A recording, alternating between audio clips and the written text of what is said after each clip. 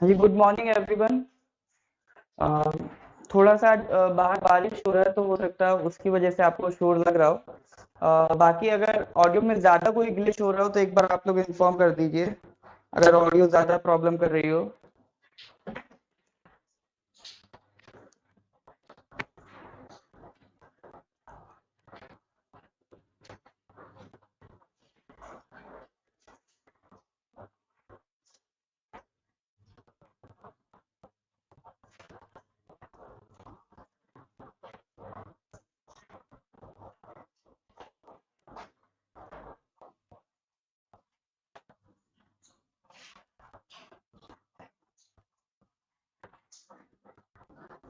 Good morning everyone.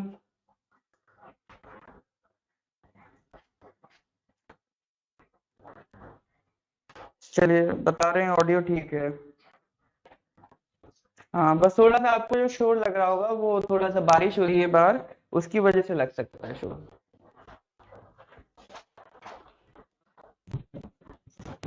चलिए, बाकी लोग कनेक्ट हो जाएं फिर हम स्टार्ट करते हैं।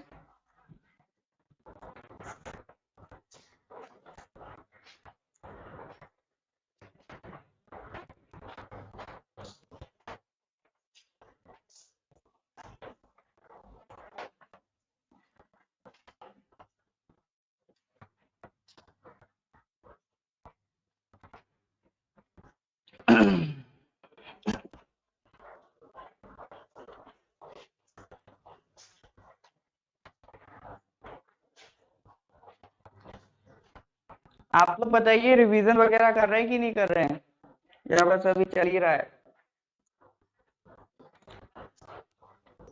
रात को सोने से पहले ट्राई करिए जितना दिन भर में क्वेश्चंस प्रैक्टिस करें उसको एक बार रिवाइज करके सुनिए।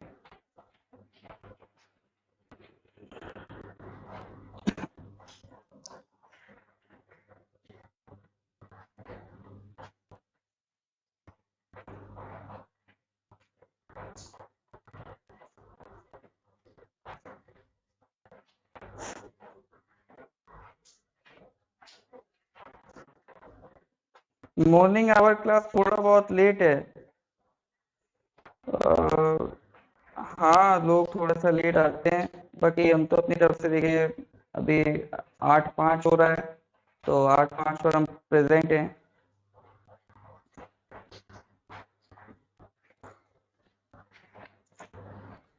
अच्छा, तो जितने लोग आ गए हैं उनका टाइम वेस्ट नहीं करेंगे। थोड़ा सा पिछला अगर हम रिवाइज करें, तो आप मेरे को बेसिक बेसिक सवाल के जवाब दीजिए जो हम लोग पढ़ चुके हैं कि इक्वालिटी बिफोर लॉ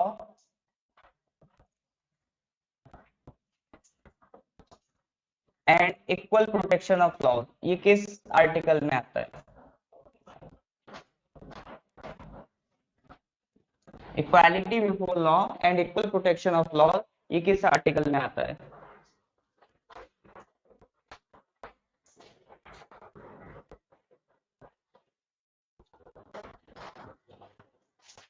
इसका आंसर दीजिए, equality before law and equal protection of law.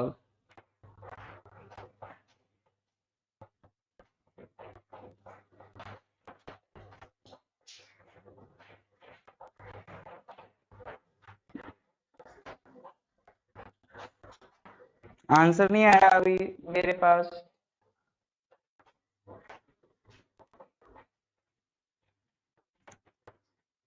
Good morning everyone.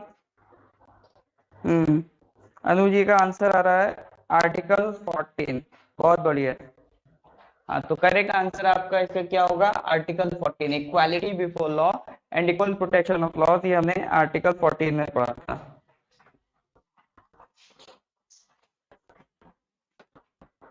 चलिए, तो लोगों के आंसर्स आने स्टार्ट हो गए। आर्टिकल 14 लोग बोल रहे हैं।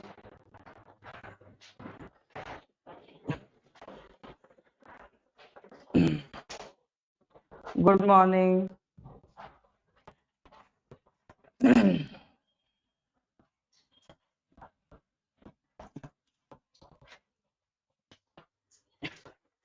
तो देखिए, आज लगभग हमारी ये पॉलिटी की आखिरी क्लास है। पॉलिटी के बाद बताइए क्या स्टार्ट करें, हिस्ट्री स्टार्ट करें कि ज्योग्राफी स्टार्ट करें? किसमें आपको दिल ज्यादा लगा है? मेजोरिटी के हिसाब से चलेंगे, मेजोरिटी जो सब्जेक्ट बोलेगी वही हम स्टार्ट करेंगे। हिस्ट्री स्टार्ट करें या ज्योग्राफी स्टार्ट करें पॉलिटी के बाद? इसी में आगे चल के आपका अरुणाचल जी के भी डिस्कस करेंगे। चलिए, आंसर्स आ रहे हैं रिगार्डिंग, एक मैसेज आया हिस्ट्री को लेके, ज्योग्राफी को लेके। ऑलराइट, बराबर मामला चल रहा है। बाप रे, मामला बराबर चल रहा है। ज्योग्राफी का एक वोट ज्यादा हो गया है। लग रहा है ज्योग्राफी स्टार्ट करवाएंगे आप लोग। टक्कर पे चल रहा है। अरे ये क्या है भाई? अल्टरनेट अल्टरनेट आ रहे हैं, एक ज्योग्राफी का आ रहा है तो एक हिस्ट्री का आ रहा है।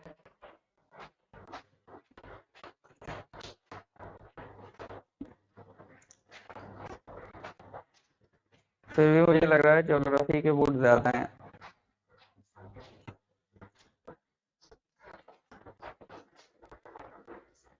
ओहो, टक्कर पे चल रहा है। हिस्ट्री और ज्योग्राफी क्या स्टार्ट करवाना चाहते हैं? वैसे तो दोनों ही आसान है, हिस्ट्री भी आसान है, ज्योग्राफी भी आसान है, तो दोनों में परेशान नहीं होना है। ज्योग्राफी में ध्यान किस पर रखना है आपको? इंडियन ज्योग्राफी पे। जो वर्ल्ड ज्योग्राफी हमने पढ़ा उसमें तो बहुत ज्यादा सवाल नहीं आएंगे। उसमें से जो पिछले आपके अरुणाचल में सवाल आए हैं, सिंपल सा पैटर्न क्या है, ओशन से रिलेटेड सवाल आ जाएंगे, कॉन्टिनेंट से रिलेटेड आ जाएंगे, स्मॉलेस्ट कौन सा है, लार्जेस्ट कौन सा है। और कभी कभी इस तरह के आ जाएंगे, लार्जेस्ट आइलैंड कौन सा है, इंडियन ओशन में लार्जेस्ट आइलैंड कौन सा है। या फिर एक दो आ जाएंगे आपका कि लक्षद्वीप आइलैंड किस ओशन में है, अंडमान निकोबार आइलैंड किस ओशन में है। या फिर कभी कभी इस तरह के भी सवाल देखे गए कि पूछ लेगा कंबोडिया इंडिया के ईस्ट में है या वेस्ट में है। तो वर्ल्ड ज्योग्राफी से बहुत बेसिक बेसिक सवाल ही आते हैं, बाकी मेन याद रखिए इंडियन ज्योग्राफी के आते हैं। ऐसे तो डिसाइड करना बड़ा मुश्किल हो जाएगा। ज्योग्राफी और हिस्ट्री दोनों के ही लो कंटेंडर्स हैं यहाँ पर। ज्योग्राफी भी चाह रहे हैं और हिस्ट्री भी चाह रहे हैं। चलिए, तो या तो ऐसा करेंगे, अगर मामला बराबरी पे जाएगा तो कुछ कुछ क्वेश्चन ज्योग्राफी के भी उठा लेंगे, कुछ हम लोग हिस्ट्री के भी उठा लेंगे। तो दोनों ही तरह के क्वेश्चन हम लोग करते रहेंगे, ठीक है। तो ज्योग्राफी भी अपना चलता रहेगा, हिस्ट्री भी चलता रहेगा, ऐसा भी कर सकते हैं। नहीं तो फिर अगर बराबरी के वोट होंगे तो फिर फ्लिप द कॉइन चलेगा। हाँ, अब आया आंसर, नाम हिमालय का बोथ। अरे भैया करेंगे, सब करेंगे, कुछ नहीं छोड़ेंगे। हिस्ट्री भी करेंगे, ज्योग्राफी भी करेंगे, आपका जनरल साइंस भी करेंगे, इकोनॉमी भी करेंगे, इकोनॉमी थोड़ा लास्ट में करेंगे, अरुणाचल जीके भी करेंगे। तो अभी आपका जब तक ऐसा आएगा इकोनॉमी हो जाए तो यही सब करना है, तो टाइम ही टाइम है तब तक के लिए। तब तक आपको क्या करना है, आपको बस आपके पास जितना मटेरियल है उसको रिवाइज करते रहिए, और जो क्वेश्चन यहाँ पर करा रहे हैं उनकी प्रैक्टिस करते रहिए। ये बस आपके रिवीजन क्वेश्चन ही हैं, ऐसा नहीं सारे क्वेश्चन नए हैं और ऐसा भी नहीं सारे क्वेश्चन पुराने, कुछ नए भी हैं कुछ पुराने भी, दोनों को एक खट्टा मीठा का मिक्सचर है, उसको लगाते रहिए। चलिए, अब मुझे लगता है वक्त आ गया कि हमें स्टार्ट कर देना चाहिए, क्योंकि खत्म भी करना होता है। हाँ, तो चलिए फिर स्टार्ट कर रहे हैं हम लोग। क्वेश्चन नंबर 1 ये रहा आपकी स्क्रीन पर। Which of the following is the actual definition of states in the Indian Constitution? A, B, C, D. Indian constitution में दो जगह स्टेट की डेफिनेशन आई है, तो चार ऑप्शन है, ए बी सी डी, आपको बताना है कौन सी डेफिनेशन करेक्ट है स्टेट की। अच्छा, 1 घंटा ज्योग्राफी, 1 घंटा हिस्ट्री। साउंड आ रहा है, क्लियर नहीं है, और लोग बताइए। एक्चुअली साउंड का क्या है, बारिश भी हो रहा है बाहर, इसलिए भी हो सकता है थोड़ा सा आपको साउंड प्रॉब्लम हो, तो उसकी वजह से थोड़ा उसको एडजस्ट कर लीजिए, क्योंकि बारिश भी हो रहा है। बाकी और कोई साउंड में दिक्कत हो तो बताइए। निज बोको जी, वही हम प्लान करेंगे फिर, कुछ आधे क्वेश्चन हिस्ट्री के आधे ज्योग्राफी के, ताकि आप लोगों को दोनों में थोड़ा सा सेटिस्फेक्शन लगता रहे, ज्योग्राफी वाले भी खुश रहे, हिस्ट्री वाले भी खुश रहे। चलिए, लोग कह रहे हैं क्लियर आ रहा है, वो हाँ हो सकता है बारिश की वजह से साउंड डिस्टर्ब हो रहा हो, अभी बारिश काफी तेज हो रहा है बाहर।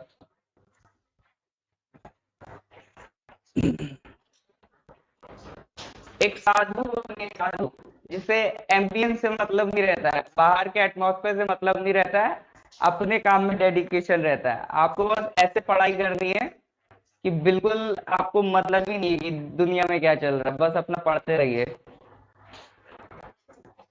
बिल्कुल डेडिकेशन से, बिल्कुल फोकस होके। चलिए, हाँ तो अब बताइए question number 1, which of the following is the actual definition of state in the Indian constitution. चार ऑप्शन है, करेक्ट आंसर आपको बताना है। पहला ऑप्शन क्या कह रहा है, government and parliament of India and the government and the legislature of each of the states and all local authorities within the territory of India और under the control of government of India. Good morning सरिंग ओम्पो। Option B, government and legislature of each of the states and all local authorities. Option C है, government and legislature of each of the states and local authorities and the territory of India. Correct answer बताना है आपको। देखिए, state की definition हम हमेशा से discuss करते हैं, वैसे तो स्टेट एक बहुत टेक्निकल टर्म है, पॉलिटिकल साइंस जिनका अगर बैकग्राउंड रहा होगा वो जानते होंगे, स्टेट डिफाइन करना एक एक वन वर्ड आंसर नहीं, स्टेट की डेफिनेशन बहुत वाइड है। एक बहुत मेजर डिफरेंस भी देखा जाता है स्टेट में और नेशन में, बट अपने लेवल पे हम सब बराबर मानते हैं। लेकिन कॉन्स्टिट्यूशन में स्टेट की क्या डेफिनेशन लिखी है, हर वो चीज जो सरकार के कंट्रोल में हो, सरकार के फंड से चल रही हो, वो किस में आ जाती है, स्टेट में। एक चीज और याद रखिएगा, जुडिशरी आपको ऐसा डायरेक्ट लिखा नहीं मिलेगा स्टेट की डेफिनेशन में, जुडिशरी का मामला अलग है।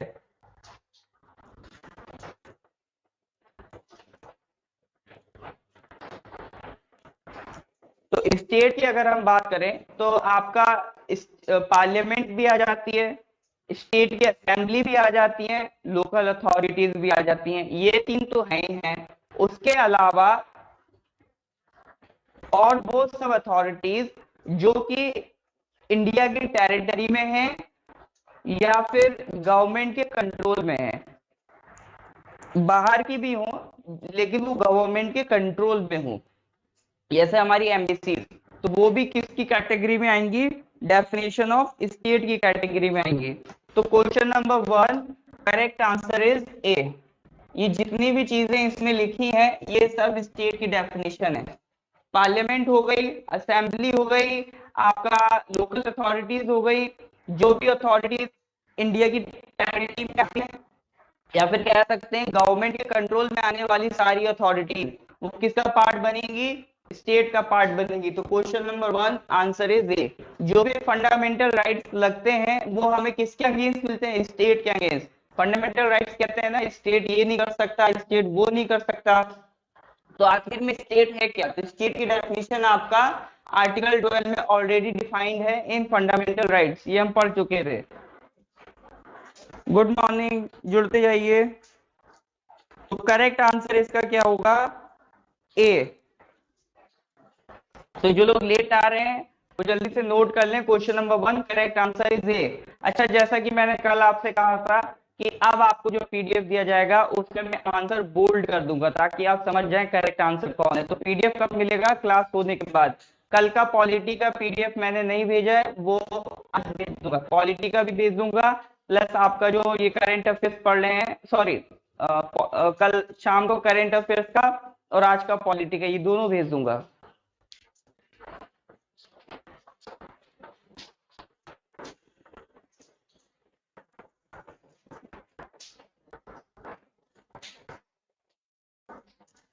आ जाइए, जुड़ जाइए। Good morning everyone. Which of the following is the actual definition of states in the Indian constitution. तो करेक्ट आंसर आप लोग लिख लेंगे फर्स्ट का ए। जो लोग लेट जुड़ रहे हैं वो बाद में रिकॉर्डिंग देख लें अगर समझना है तो, बट वरना आंसर लिखना है तो क्वेश्चन नंबर 1 का answer is a. Next question की तरफ बढ़ रहे हैं। Which article of Indian constitution defines the state. Question number 2 इसी से रिलेटेड है। जो हम स्टेट की डेफिनेशन पूछ रहे हैं वो किस आर्टिकल में लिखी है, आपका 9, 10, 11, 12 किस में लिखी है स्टेट की डेफिनेशन।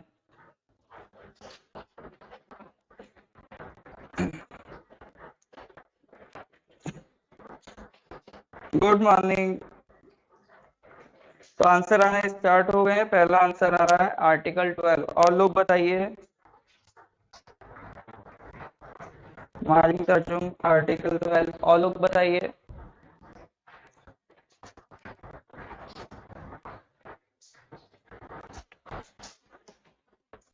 बस 2 ही लोग। तो ये मैं पूरे जी कह रही हूँ ऑप्शन डी आर्टिकल 12। तो एक बात आर्टिकल 12 सब आर्टिकल 12 ही बोलेंगे। चलिए, नहीं नहीं ए भी बोल रहे हैं कुछ लोग। अरे भैया आर्टिकल 9 भी बोल रहे हैं लोग। जो लोग आर्टिकल 9 बोल रहे हैं इस दुनिया से बिल्कुल बेखबर हो सकते हैं। जो लोग आर्टिकल 9 बोल रहे हैं वो वापस से इस दुनिया में आ जाएं। दुनिया से बेखबर लोग जो भी हैं। तो क्वेश्चन नंबर 2 आर्टिकल स्टेट की definition is covered under article 12। Article 12 option is D. देखिए फंडामेंटल राइट्स,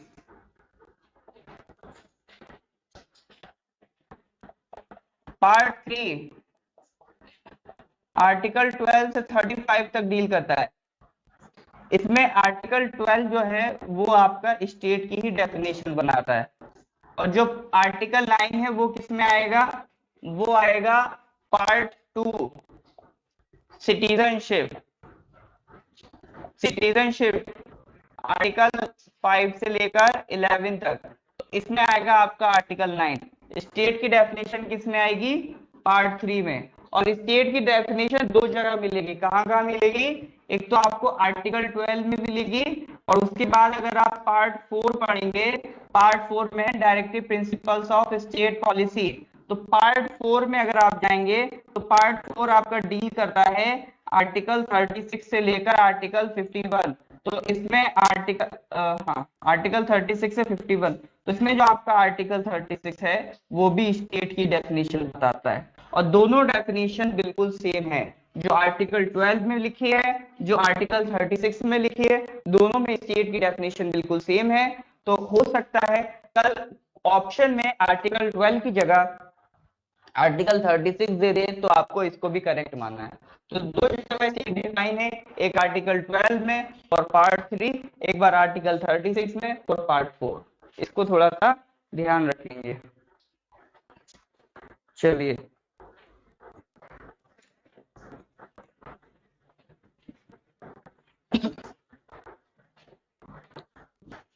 तो नेक्स्ट क्वेश्चन की तरफ बढ़ते हैं। Question number 3, Verghese Kurien is related to, बताइए वर्गीज क्यूरियन किससे रिलेटेड है?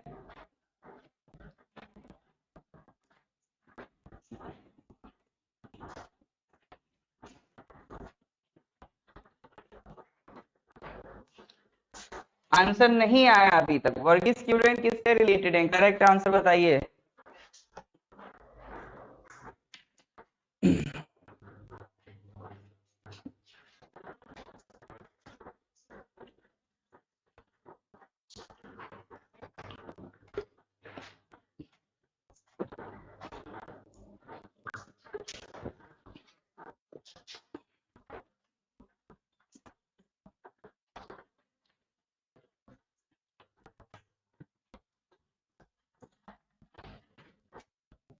क्वेश्चन नंबर 3,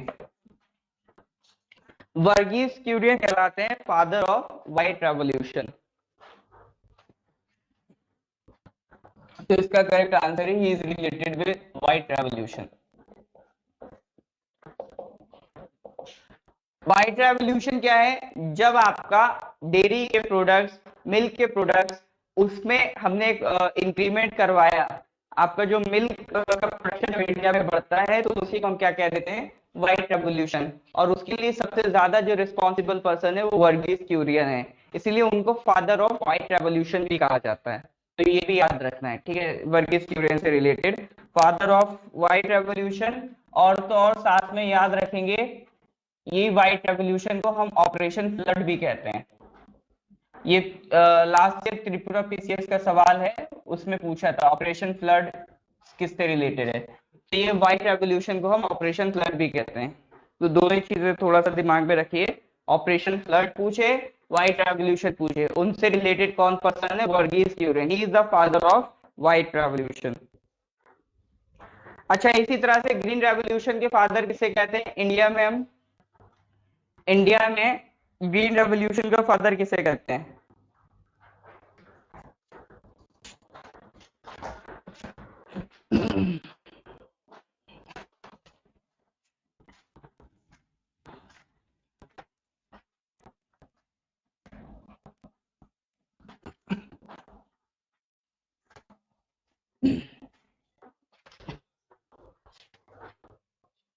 हाँ, बहुत बढ़िया। ग्रीन रेवोल्यूशन के फादर कहलाते हैं आपके डॉक्टर एम एस स्वामीनाथन। बहुत बढ़िया, M S Swaminathan is called the father of green revolution in India. बहुत बढ़िया। अच्छा, वर्ल्ड में कौन कहलाते हैं father of green revolution world में? ये क्वेश्चन तो आते ही रहते हैं, इस तरह के कॉमन सी चीजें। वर्ल्ड में ग्रीन रेवोल्यूशन के फादर कौन है? इंडिया में तो एम एस स्वामीनाथन है, जो कि बाहर से आइडिया लेके आए थे from countries like Philippines. World में कौन है?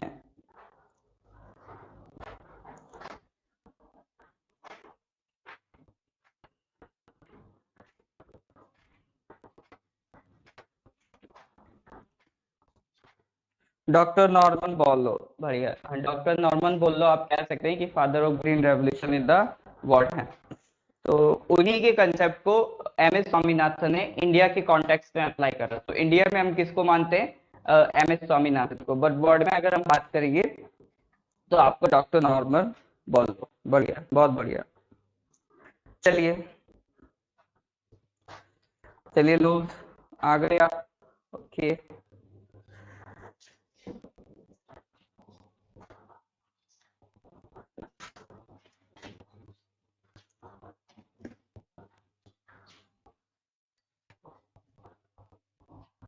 चलिए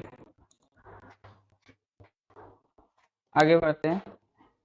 next question, question number 4, I too had a dream.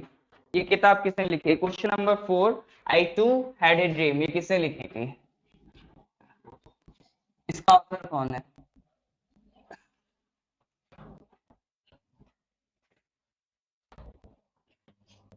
I too had a dream, इसका ऑथर बताना है।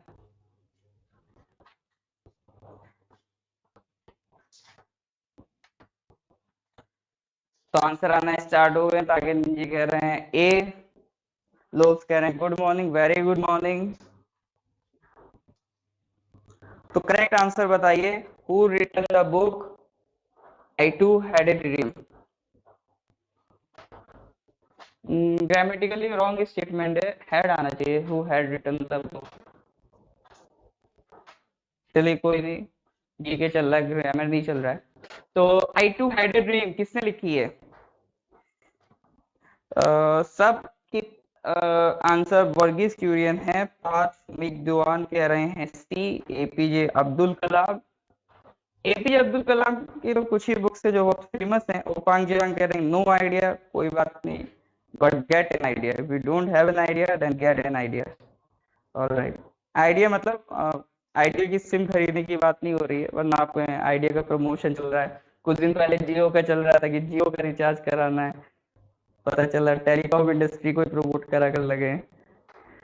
हाँ, ये होता है आंसर। कादम तांग Verghese Kurien, father of White Revolution robotics. बहुत बढ़िया। हाँ, तो क्वेश्चन नंबर 4, अब तो आप लोग पूरी समझ गए होंगे। करेक्ट आंसर क्या है? A, Verghese Kurien is the correct answer. उन्हीं की किताब थी। तो वर्गीज क्यूरियन से रिलेटेड एक और फैक्ट हमें मिल गया, उनकी किताब भी थी आई टू हैड ए ड्रीम। इस पे भी कभी कभी कुछ जो फेमस पर्सनालिटीज रहे हैं उन्होंने जो जो किताबें लिखी उस पे भी सवाल आ जाते हैं। जैसे गांधी जी की थी माई एक्सपेरिमेंट्स विथ ट्रूथ, आपका जवाहरलाल नेहरू की थी discovery of India, glimpses of world history. तो ये सब किताबें जो फेमस पर्सनालिटीज हैं उनसे रिलेटेड भी कभी कभी सवाल आ जाते हैं। चलिए फिर आगे बढ़ते हैं। Question number 5. A money bill passed by the Lok Sabha is deemed to have been passed by the Rajya Sabha also when no action is taken by the upper house within 10 days, 14 days, 20 days, 30 days.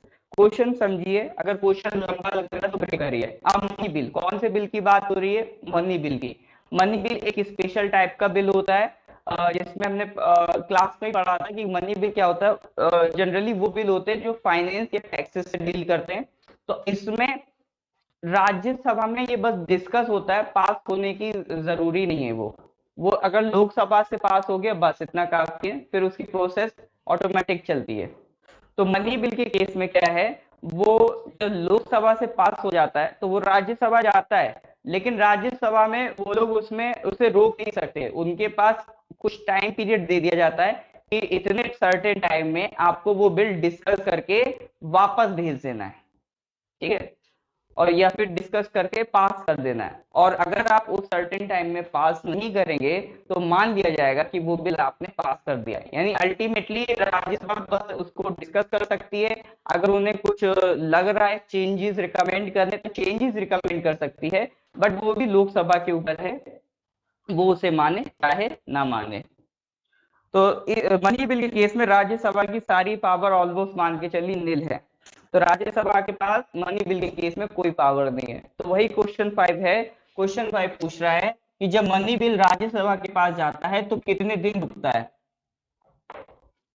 कुछ दिन रुकता है, उसके बाद अगर वहां से पास नहीं हुआ तो वो मान लिया जाएगा कि ये यहाँ से पास कर दिया जाएगा। तो 10 डेज है, 14 डेज है, 20 डेज है, 30 डेज है, कितने दिन रुकता है? हाँ, तो ये तो गलत नहीं होना चाहिए। ये तो हमने काफी डिस्कस किया है, कहीं भी आप पढ़े होंगे तो ये तो बहुत आराम से पढ़ाया जाता है कि 14 डेज का टाइम पीरियड होता है। मनी बिल जब आपका लोकसभा से पास हो जाता है उसके बाद वो राज्यसभा जाता है, तो 14 डेज का टाइम राज्यसभा को दे दिया जाता है कि 14 डेज या तो इसको खुद पास करो इज्जत के साथ, वरना 14 डेज बाद ये ऑटोमेटिकली हम मान लेंगे ये पास हो चुका है। फिर ये किसके पास जाएगा? प्रेसिडेंट के पास। प्रेसिडेंट को भी साइन करना ही पड़ता है इस पे। क्यों करना पड़ता है? क्योंकि जो मनी बिल आता है वो प्रेसिडेंट की रिकमेंडेशन से ही आता है। तो अगर प्रेसिडेंट ऑलरेडी उसे रिकमेंड कर रहे हैं तो प्रेसिडेंट बाद में साइन करने से क्यों मना करेंगे? तो इसीलिए फिर प्रेसिडेंट भी साइन कर देते हैं। तो मनी बिल अटकता कम है। बस एक बार लोकसभा से पास हो गया, प्रैक्टिकली देखें तो फिर तो वो पास हो ही जाएगा। तो करेक्ट आंसर इज 14। तो एक बात कह रहे हैं 10 डेज, नहीं 10 डेज आंसर नहीं है, करेक्ट आंसर आपका 14 डेज है, याद रखिएगा। देखिए एक अच्छा प्लेटफॉर्म आपका बन जाता है, अगर आप गलती कर रहे हैं तो गलती सुधारिए। गलती करना गलत बात नहीं है, लेकिन गलती रिपीट करना गलत बात है। अगर आपसे गलती हो गई कोई बात नहीं, हाँ, बट अगर सेम गलती आप बार बार कर रहे हैं तो वो गलत है। यही चीज आपको औरों से डिफर बनाएगी, क्योंकि एक समझदार इंसान गलतियों से सीखता है। तो आपको भी अपनी गलतियों से सीखना है और कोशिश करना अगली बार गलती ना हो। Next question, who decides whether a bill is a money bill और नॉट। ये भी मनी बिल से रिलेटेड का क्वेश्चन है। ये कौन डिसाइड करेगा कि कोई भी बिल मनी बिल है या नहीं। अब ऐसे तो अब आपको देखिए, जो मनी बिल होते हैं वो लोकसभा से बस पास होते हैं, राज्यसभा में टेंशन नहीं है। अब ऐसे तो कल सरकार कोई भी, अब जिसकी मेजोरिटी नहीं है राज्यसभा में, तो कोई भी बिल को मनी बिल बना के पास कर देगी। तो कोई तो होना चाहिए ना जो डिफाइन करे कि मनी बिल है या नहीं है।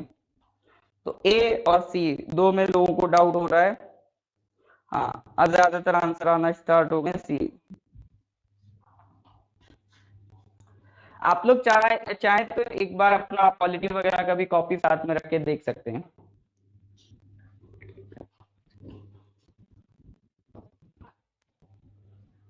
चलिए, सबके आंसर सही आ रहे हैं, लगातार सही आ रहे हैं। पार्ट में दो एन, आप गलती क्यों देते हैं हर बार आंसर। फिर आपका आंसर गलत हो गया, कोई बात नहीं। तो 6 का करेक्ट आंसर, क्वेश्चन नंबर 6 का करेक्ट आंसर इज सी। सी क्या है, स्पीकर। ये स्पीकर ऑफ लोकसभा की पावर है, वो डिसाइड करेंगे कि बिल मनी बिल है या नहीं, और कोई नहीं डिसाइड कर सकता।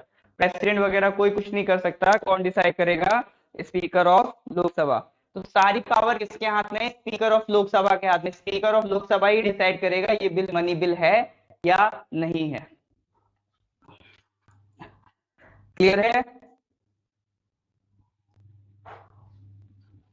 सरकार इसका फायदा भी उठाती है। जैसे रिसेंटली आपका आधार एक्ट बहुत ज्यादा कंट्रोवर्सी में था, क्योंकि गवर्नमेंट ने उसे मनी बना करके कर दिया था और आराम से राज्यसभा को बाईपास कर दिया था। तो ये तरीके होते हैं सरकार के बिल पास कराने के। देखिए एक नॉर्मल बिल कैसे पास होता है, नॉर्मल बिल कैसे पास होता है, दो तो हाउसेस है हमारे पास, एक लोकसभा एक राज्यसभा। पार्लियामेंट में दो हाउसेस हैं, लोकसभा राज्यसभा।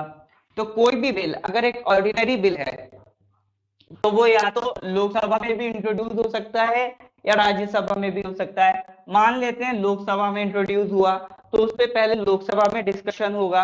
मान लेते हैं वो लोकसभा से पास हो गया तो वो किधर जाएगा, राज्यसभा। अब वो राज्यसभा में डिस्कस होगा। हम एक ऑर्डिनरी बिल की बात कर रहे हैं, एक ऑर्डिनरी बिल। अब वो राज्यसभा गया, अब उस बिल पे राज्यसभा में डिस्कशन होगा। राज्यसभा में जब वहां पे डिस्कशन हो जाएगा, मान लीजिए राज्यसभा से भी पास हो गया। अब जब वो बिल राज्यसभा से भी पास हो जाएगा तो वो किसके पास जाएगा, वो जाएगा आपका प्रेसिडेंट के पास, मिस्टर प्रेसिडेंट के पास। मिस्टर और मिसेस जो भी हो, प्रेसिडेंट के पास जाएगा।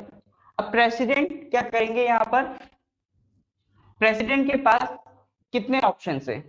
एक ऑप्शन तो ये है कि वो उस पर साइन कर दें, साइन कर दें। तो ये एक ऑर्डिनरी बिल, बिल का मतलब क्या होता है, कानून।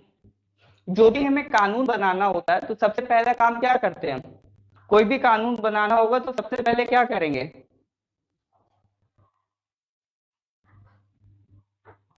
कोई भी कानून बनाना है तो सबसे पहला काम क्या करेंगे,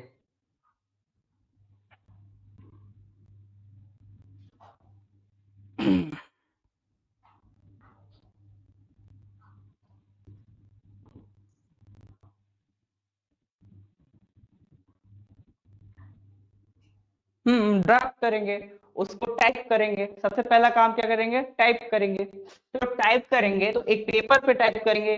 तो पार्लियामेंट में या लोकसभा में जो पेपर पेश किया जाएगा उसी पेपर को हम क्या कहते हैं, बिल। अब वो बिल पेश किया गया, लोकसभा पास हुआ, राज्यसभा हुआ, प्रेसिडेंट के पास गया। अब प्रेसिडेंट के पास क्या क्या ऑप्शन है, मान लीजिए प्रेसिडेंट ने उस पर साइन कर दिया तब वही बिल क्या बन जाएगा, एक्ट बन जाएगा। अब वो एक कानून बन जाएगा। ठीक है, बिल लोकसभा राज्यसभा प्रेसिडेंट वहां से पास हो गया, अब क्या बन गया वो, एक्ट। तो बिल से एक्ट बनने की कहानी होती है। प्रेसिडेंट और क्या क्या कर सकते हैं, प्रेसिडेंट हो सकता है सेम बिल को दोबारा भेजने रिकंसिडरेशन के लिए। अगर प्रेसिडेंट को अच्छा नहीं लग रहा है तो प्रेसिडेंट हो सकता है बिल को दोबारा से भेज दें रिकंसिडरेशन के लिए। बट अगर रिकंसिडरेशन के बाद फिर वापस वो बिल लोकसभा राज्यसभा से पास होकर प्रेसिडेंट के पास आ गया, तो अब प्रेसिडेंट को साइन करना ही पड़ेगा। यानी प्रेसिडेंट ने क्या करा, बिल को रिकंसिडरेशन के लिए भेजा, और रिकंसिडरेशन के बाद अगर वो वापस आ गया तब उन्हें साइन करना पड़ेगा और वो बन जाएगा एक्ट। रिकंसिडरेशन के बाद अगर फिर से प्रेसिडेंट के पास बिल वापस आता है, अब प्रेसिडेंट की मजबूरी है, साइन करना ही पड़ेगा। तीसरा ऑप्शन क्या है, तीसरा ऑप्शन ये है कि देखिए जब बिल प्रेसिडेंट के पास आता है, तो जैसे मनी बिल में राज्यसभा को 14 डेज का टाइम दिया गया था कि इतने दिन में पास करो, अदरवाइज हम मान लेंगे कि तुमने पास कर दिया। लेकिन सेम चीज अगर आप देखें, वॉइस ब्रेक हो रही है,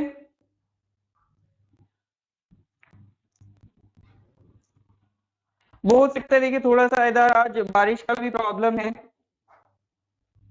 बाकी लोग बताइए वॉइस कैसा आ रहा है, ठीक आ रहा है कि नहीं आ रहा है।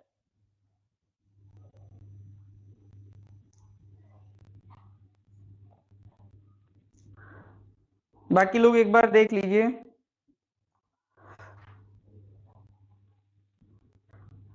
थोड़ा सा बारिश का भी इश्यू हो गया, इस वजह से भी आपको हो सकता है बाहर से शोर ज्यादा देखने को मिले आज। टप टप टप टप पानी बरस रहा है। यहाँ पे भी दिल्ली में भी कभी कभी हो जाती है बारिश, कम ही होती है लेकिन फिर भी कभी कभी हो ही जाती है। तो दिल्ली वाले तो थोड़ी बारिश में परेशान होते हैं। अरुणाचल में रह के आ जाए तो बारिश तो पता ही नहीं चलती यहाँ पर।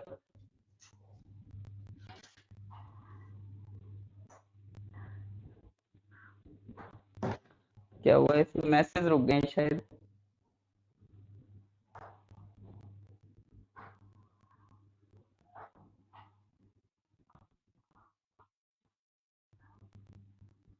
इमेज जैसा है। अब मुझे ये समझ में नहीं आ रहा है, आप ये क्रिटिसिज्म कर रहे हैं कि कॉम्प्लीमेंट दे रहे हैं, इमेज जैसा है। चलिए,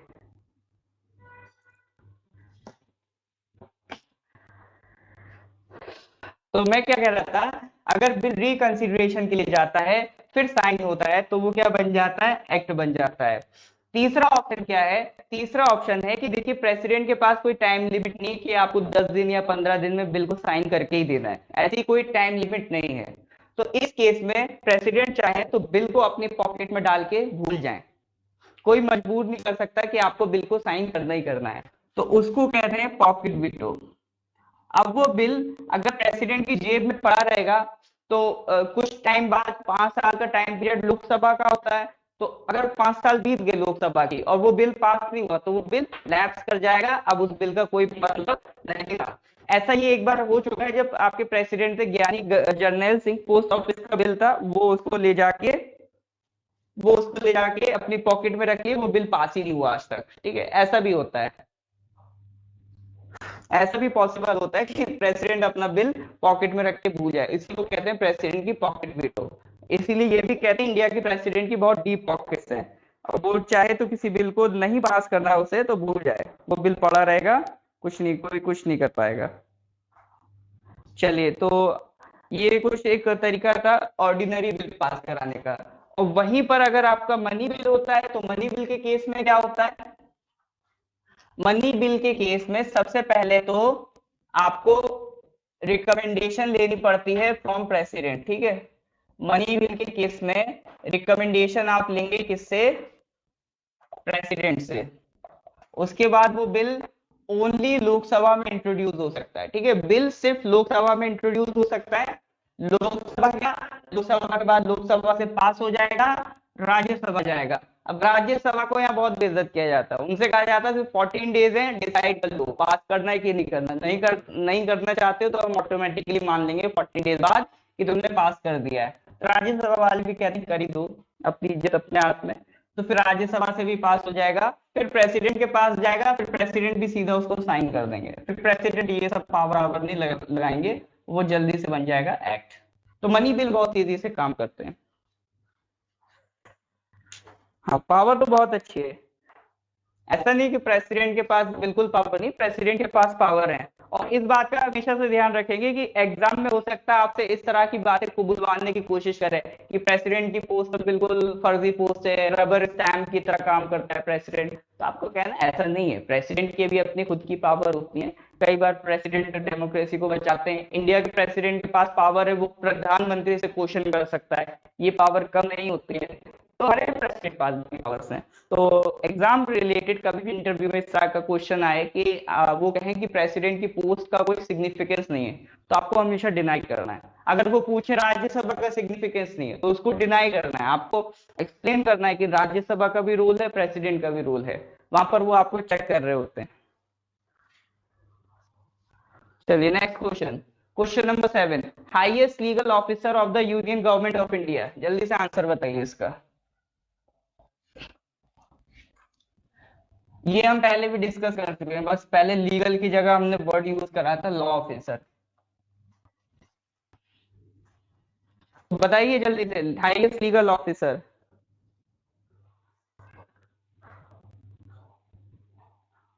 do Rajya Sabha also have the power to not pass the bill. देखिए, अगर ऑर्डिनरी बिल है तो पावर है, बट अगर मनी बिल है तो नहीं भी पास करेगा तो वो ऑटोमेटिकली मान लिया जाएगा। हाँ, अगर ऑर्डिनरी बिल राज्यसभा ने पास नहीं करा तो वो अटक जाएगा। ये वाला भी केस समझ लीजिए कि जैसे आपका बिल था, ठीक है, लोकसभा गया, राज्यसभा गया। अब ऑर्डिनरी बिल की बात करें, मनी बिल तो पास माना ही जाएगा, अगर वो नहीं भी करेंगे तो 40 डेज में ऑटोमेटिकली पास हो जाएगा। बट एक ऑर्डिनरी बिल है, तो लोकसभा गया, राज्यसभा गया। मान लीजिए लोकसभा से पास हो गया, राज्यसभा में अटक गया, राज्यसभा ने कहा हमें पास नहीं करना। तो अब यहां पर क्या हो गया, एक डेडलॉक। यहां पर एक हो गया डेडलॉक। तो ऐसी कंडीशन में क्या होगा, प्रेसिडेंट बुलाएंगे एक जॉइंट सिटिंग। अब क्या आएगी, एक जॉइंट सिटिंग बुलाई जाएगी पार्लियामेंट की, एक joint sitting.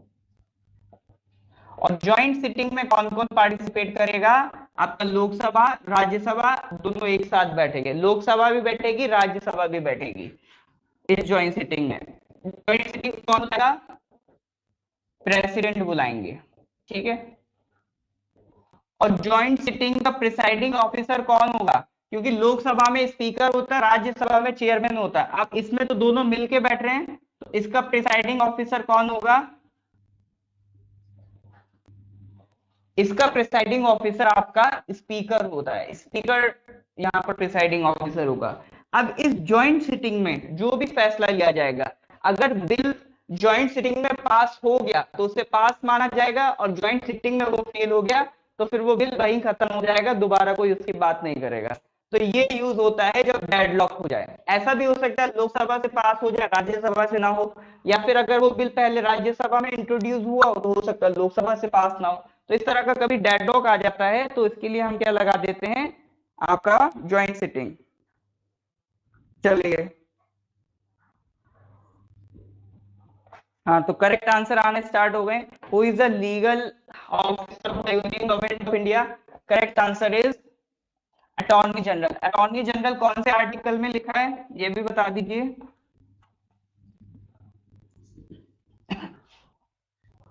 Question number 7, who is the highest legal officer of the union government of India? Answer is A, 7 का answer is A, attorney general of India.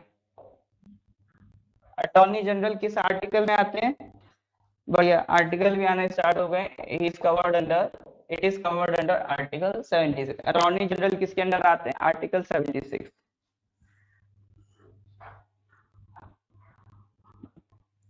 चलिए फिर नेक्स्ट क्वेश्चन की तरफ आते हैं। Question number 8, which of the following describes India as a secular state.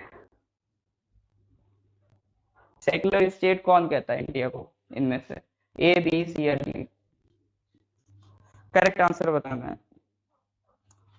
Which of the following describes India as a secular state? चार option है, ABCD, correct answer बताना है।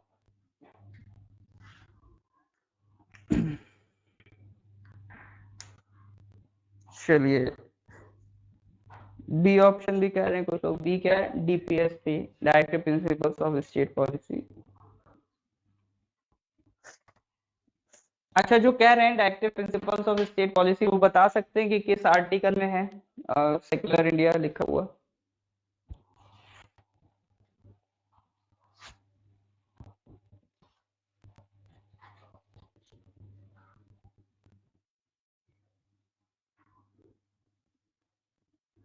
डी ऑप्शन है। चलिए, ओपन विरांग कह रहे हैं इस बार नो आइडिया नहीं लिखा है, इस बार क्वेश्चन मार्क लगा दिया। बढ़िया। हाँ, तो क्वेश्चन नंबर 8 आपका करेक्ट आंसर दी प्रियम्बल।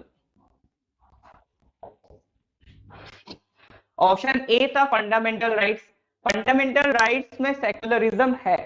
आपका जो आर्टिकल 25 से लेकर 28 तक है, फ्रीडम ऑफ रिलीजन, तो वो एक तरीके से सेक्युलरिज्म को ही प्रमोट कर रहा है। उसके अलावा आपका फिफ्थ शेड्यूल में तो नहीं है। आप DPSP में भी इनडायरेक्टली आप कह सकते हैं लिखी हुई है फंडामेंटल राइट से रिलेट वो सेक्युलरिज्म से रिलेटेड चीजें।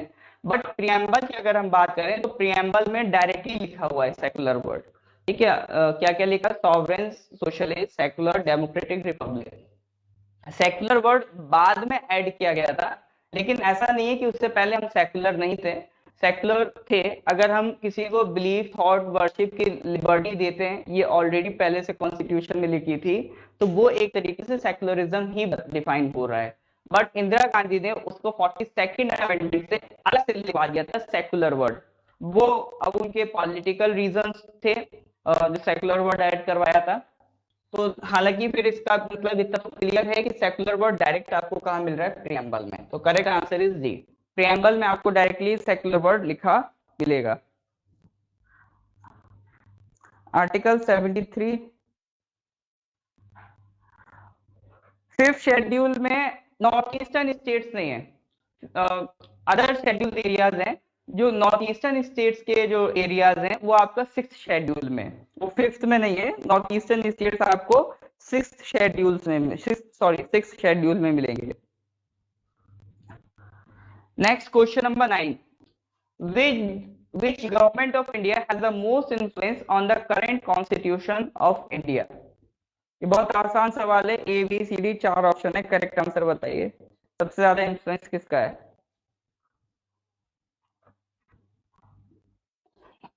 Which government of the India Act has the most influence on the current constitution of India?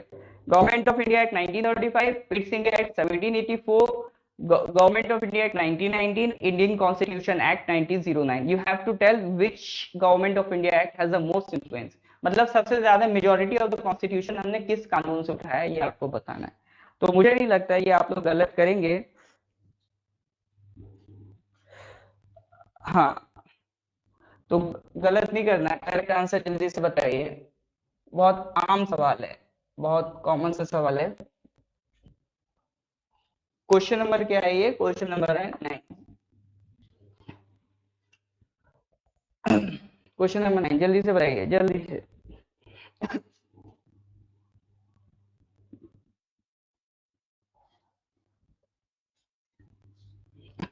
Which government of India has the most influence on the current constitution of India? बहुत बढ़िया, correct answer is government of India act of 1935। Government of India act of 1935, ज्यादातर चीजें हमने यहीं से उठा ली हैं, तो इसको भी मिनी कॉन्स्टिट्यूशन ऑफ इंडिया भी कह देते हैं। ठीक है, गवर्नमेंट ऑफ इंडिया एक्ट 1935 को भी कह देते हैं, 42nd अमेंडमेंट 1976 को भी कह देते हैं, दोनों ही ठीक रहेगा। तो लेकिन मेजोरिटी चीजें हमने कहां से उठाई? 1935। हाँ, पूरा याद करने की जरूरत नहीं है, साल याद कर लीजिए। वो साल था 1935। वो साल कौन सा रहा? 1935। तो 1935 गवर्नमेंट ऑफ इंडिया एक्ट आपका करेक्ट आंसर है 9 का ए। 11th source. Next question 10. Under which article prohibition of discrimination on grounds of religion, race, caste, sex or and place of birth is mentioned? Article 17, 14, C option दो बार आ गया है, वो ए और सी, कोई बात नहीं। Answer option D is article 15। तो बताइए प्रोहिबिशन ऑफ डिस्क्रिमिनेशन की कौन सा आर्टिकल बात करता है?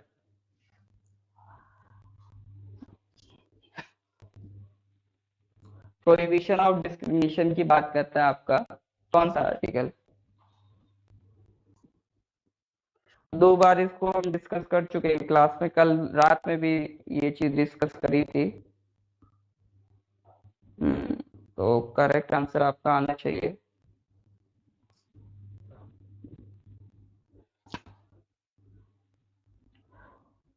चलिए question number 10, correct answer is D, article 15। Article 15 is the correct answer. Prohibition of discrimination on grounds of religion, race, caste, sex on place of birth। तो ये पांच चीजें, इन पांच ग्राउंड्स पे डिस्क्रिमिनेशन प्रोहिबिट है, बाकी अलाउड है। ठीक है, हाँ ये सब किसके अंडर आते हैं? राइट टू इक्वालिटी के अंदर आते हैं। बहुत बढ़िया। तो ये तो हम पढ़ ही चुके हैं ना, law removes all doubt. D for क्या था? Discrimination. O for opportunity, U for untouchability,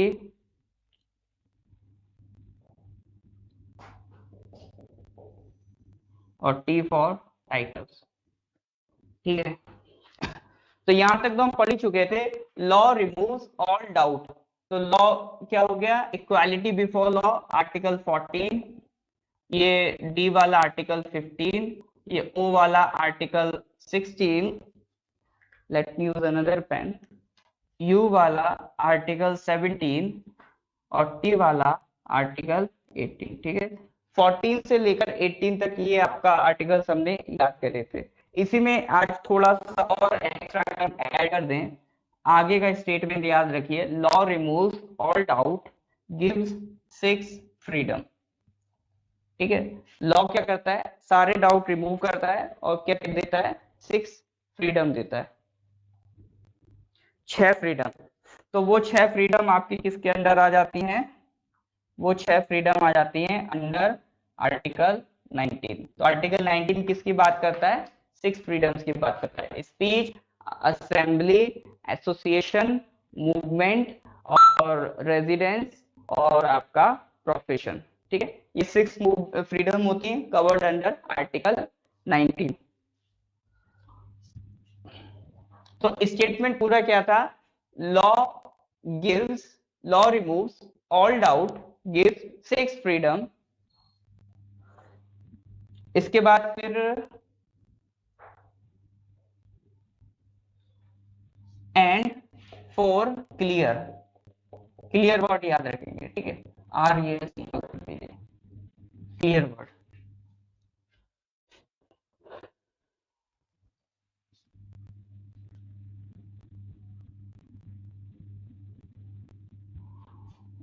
for clear directions but still exploitation of women and children happen। ये एक स्टेटमेंट है। अब इस स्टेटमेंट से आप समझिए कैसे बातें बनेंगी। Law removes all doubt, gives 6 freedom. तो लॉ हो गया आर्टिकल 14, डी हो गया discrimination article 15, opportunity article 16, untouchability article 17, titles article 18, 6 freedom under article 19 and 4 clear directions. तो 4 क्लियर वाले वर्ड में अगर आप जाएंगे तो सी क्या है? ये है right against conviction of offences. ठीक है, right against conviction of offences, conviction से रिलेटेड। और ये कौन सा आर्टिकल हो जाएगा? Article 20। For right to life, article 21, और E for right to education, education के लिए कौन सा आर्टिकल है 21A। A for arrest, right against arrest, उसके लिए कौन सा आर्टिकल है 22। तो 20, 21, 21A, 22 क्लियर वर्ड से ये याद हो जाएंगे, ठीक है। तो law removes all doubt, give 6 freedom and 4 clear. अब इसके बाद देखिए राइट टू चॉइस आर्टिकल 21 में आता है। इसके बाद एक्सप्लॉइटेशन, कौन से आर्टिकल्स आएंगे राइट अगेंस्ट एक्सप्लॉइटेशन वाले। तो जो विमेन एक्स वाला एक्सप्लॉइटेशन है वो कवर हो जाएगा आर्टिकल 23 में, और जो चिल्ड्रन वाला एक्सप्लॉइटेशन है जो वो क्या था आपका चिल्ड्रंस को जो आपका हाँ अनएम्प्लॉयमेंट था, एम्प्लॉयमेंट ऑफ चिल्ड्रन, वो किस में हो जाएगा आपका आर्टिकल 24। तो विमेन या मैन जो भी ह्यूमन ट्रैफिकिंग है उसे बचाने के लिए आर्टिकल 23 है, और चिल्ड्रन को बचाने के लिए आर्टिकल 24 है। तो इस तरह से आप याद रखेंगे तो 14 से लेकर 24 आपका ऐसे निकले। लॉ रिमूव्स ऑल डाउट, ठीक है। तो law removes all doubt, gives 6 freedom and 4 clear directions, but still exploitation of women and children happen. तो इसको थोड़ा सा याद रखिए, आर्टिकल 14 से लेकर 24 तक का ये आपका तरीका है जो आपको काम आएगा। क्लियर में सी क्या है right against conviction of offences, L क्या है right to life and liberty, E क्या है राइट टू एजुकेशन, ए क्या है right against arrest and detention.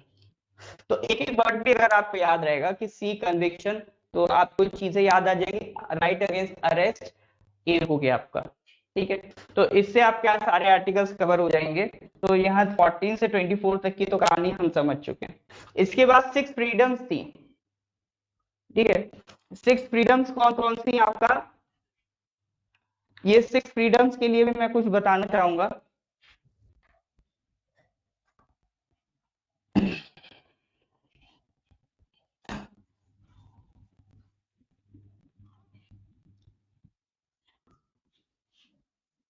ये जो 6 फ्रीडम्स है आपका अंडर आर्टिकल 19, जो 6 फ्रीडम आपको दी गई हैं, तो उसके लिए क्या तरीका है। आपका एक दोस्त था श्याम, वो पोलैंड चला गया, ठीक है। अब वो पोलैंड चला गया, बिल्कुल अंग्रेज बन गया, उसने अपना नाम बदल लिया। अब वो अपना नाम रख दिया सैम। तो आप क्या कहने लगे सैम रिसाइड्स इन पोलैंड, ठीक है। Sam resides in Poland. तो ये आर्टिकल 19 सब क्लॉज 1 में आती हैं 6 फ्रीडम, आर्टिकल 19 सब क्लॉज 1 में। तो आर्टिकल 19 सब क्लॉज 1 उसमें भी जो पार्ट ए है वो किससे डील करता है, freedom of speech and expression. और ए ये किससे डील करता है, असेंबली। फिर दूसरा वाला ए ये किससे डील करता है, एसोसिएशन। फिर ये एम ये किससे डील करता है, movement, right to free movement है हमारे पास। रिसाइड्स ये किससे डील करता है, रेजिडेंस, राइट टू रेजिडेंस, जहां रहना चाहे रह सकते हैं। एफ वाला ये अबॉलिश हो गया। फिर इसके बाद जी, जी किससे डील करता है, राइट टू प्रोफेशन। तो सैम रिसाइड्स इन पोलैंड से आप ये 6 फ्रीडम से याद रख सकते हैं। इसमें अगर डाउट हो कि असेंबली पहले आएगा या एसोसिएशन पहले आएगा, तो इसमें क्या करेंगे, अल्फाबेटिकली चेक करिए, इन दोनों वर्ड को घुमा के डिक्शनरी में डाल दीजिए, कौन सा वर्ड पहले निकलेगा, असेंबली पहले निकलेगा, ठीक है। तो यहाँ से आप ये 6 फ्रीडम याद रखते हैं आर्टिकल 19 के अंदर। अरे भैया ट्रिक की कोई दुकान नहीं हूं मैं, प्लीज प्रोवाइड मोर ट्रिक्स, जितना आपका आता जाएगा हम उसको कवर करते जाएंगे, ठीक है। देखिए हमें एक पैटर्न पे स्टिक रहना होगा ना, पैटर्न हमारा क्या है, इंपॉर्टेंट क्वेश्चन। तो इंपॉर्टेंट क्वेश्चन पे जहां भी जो ट्रिक आता जाएगा हम आपसे डिस्कस करते जाएंगे, ठीक है। चलिए तो इसको नोट करिएगा, law removes all doubt, gives 6 freedom and 4 clear directions, but still exploitation of women and children happen। Article 14 से 24 आपके इससे याद हो गए। आर्टिकल 19 में 6 फ्रीडम है, उसको याद करने के लिए सैम रिजाइड्स इन पोलैंड, इसको याद कर लीजिए। ऑलराइट, चलिए आगे बढ़ते हैं, नेक्स्ट क्वेश्चन देखते हैं। एक क्वेश्चन मैंने हाइड किया, क्वेश्चन नंबर 10 देखिए। Under which article prohibition of discrimination on grounds of religion, race, caste, sex and place of birth is mentioned. अच्छा, ये तो भी डिस्कस किया था। Question number 11, article 21A। अब तो ये तुरंत बता देना चाहिए, जस्ट अभी डिस्कस किया। आर्टिकल 21 किससे डील करता है?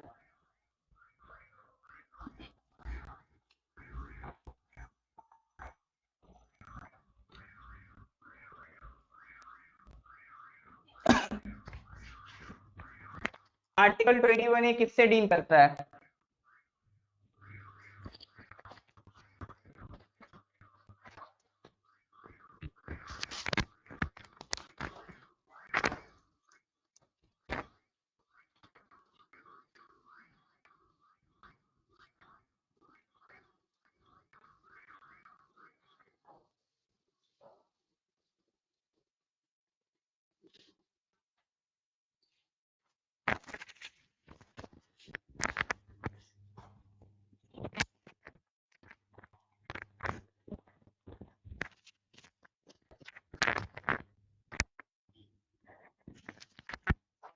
हाँ जी, आर्टिकल 21A किससे डील करता है? Prem Chand ji, good morning. जल्दी गुड मॉर्निंग हो गई आपकी, चलिए कोई नहीं, जब जागे तब सवेरा।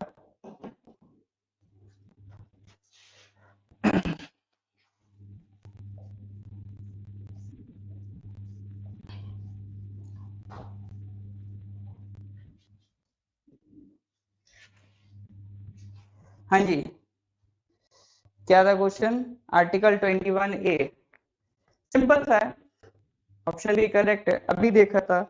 तो 11th का आंसर क्या है? B, right to education. Right to education से डील करता है article 21A, RTE, right to education. तो आ जाते हैं नेक्स्ट क्वेश्चन पे।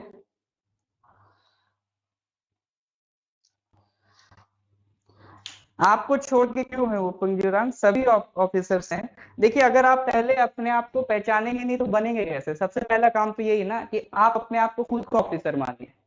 जब आप खुद को ऑफिसर मानेंगे तभी तो दूसरा ऑफिसर मानेगा। जब आप एक ऑफिसर अपने आप को मानेंगे तो फिर आप ऑफिसर लाइक बिहेव करेंगे, तो आपके अंदर जो चेंजेस आने चाहिए वो ऑफिसर लाइक होने चाहिए। तो वही एक एटीट्यूड जब आप डेवलप करेंगे तो वही तो आपको एग्जाम क्रैक करने में हेल्प करेगा, क्योंकि उनको ऐसे लोग चाहिए जिनमें एटीट्यूड ऑलरेडी डेवलप है ऑफिसर का। तो ऐसा नहीं कि आप जब एग्जाम निकलेगा तभी बनेगा, ठीक है। चलिए next question, which article of the Indian constitution deals with constitutional amendments? बहुत आसान सा सवाल है, कॉन्स्टिट्यूशन अमेंडमेंट से कौन सा आर्टिकल डील करता है? A B C D, 332, 386, 368, none of the above, इसको बताइए। हाँ जी, मैंने तो कह रखा था, नहीं आता तो गूगल करिए, लेकिन आंसर बताइए, क्योंकि जब आप आंसर को खोजेंगे, एक्सप्लोर करेंगे तो आप ज्यादा सीखेंगे, क्योंकि इसमें सीखने का वही है, याद करने वाली चीजें हैं ये सब।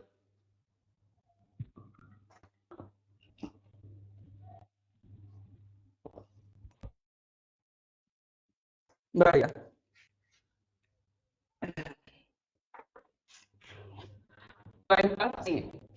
आर्टिकल 368। अच्छा, आर्टिकल को अमेंड करने का तरीका कहाँ से उठाया हमने? वो कॉन्स्टिट्यूशन को अमेंड करने का जो तरीका है वो कहाँ से उठाया?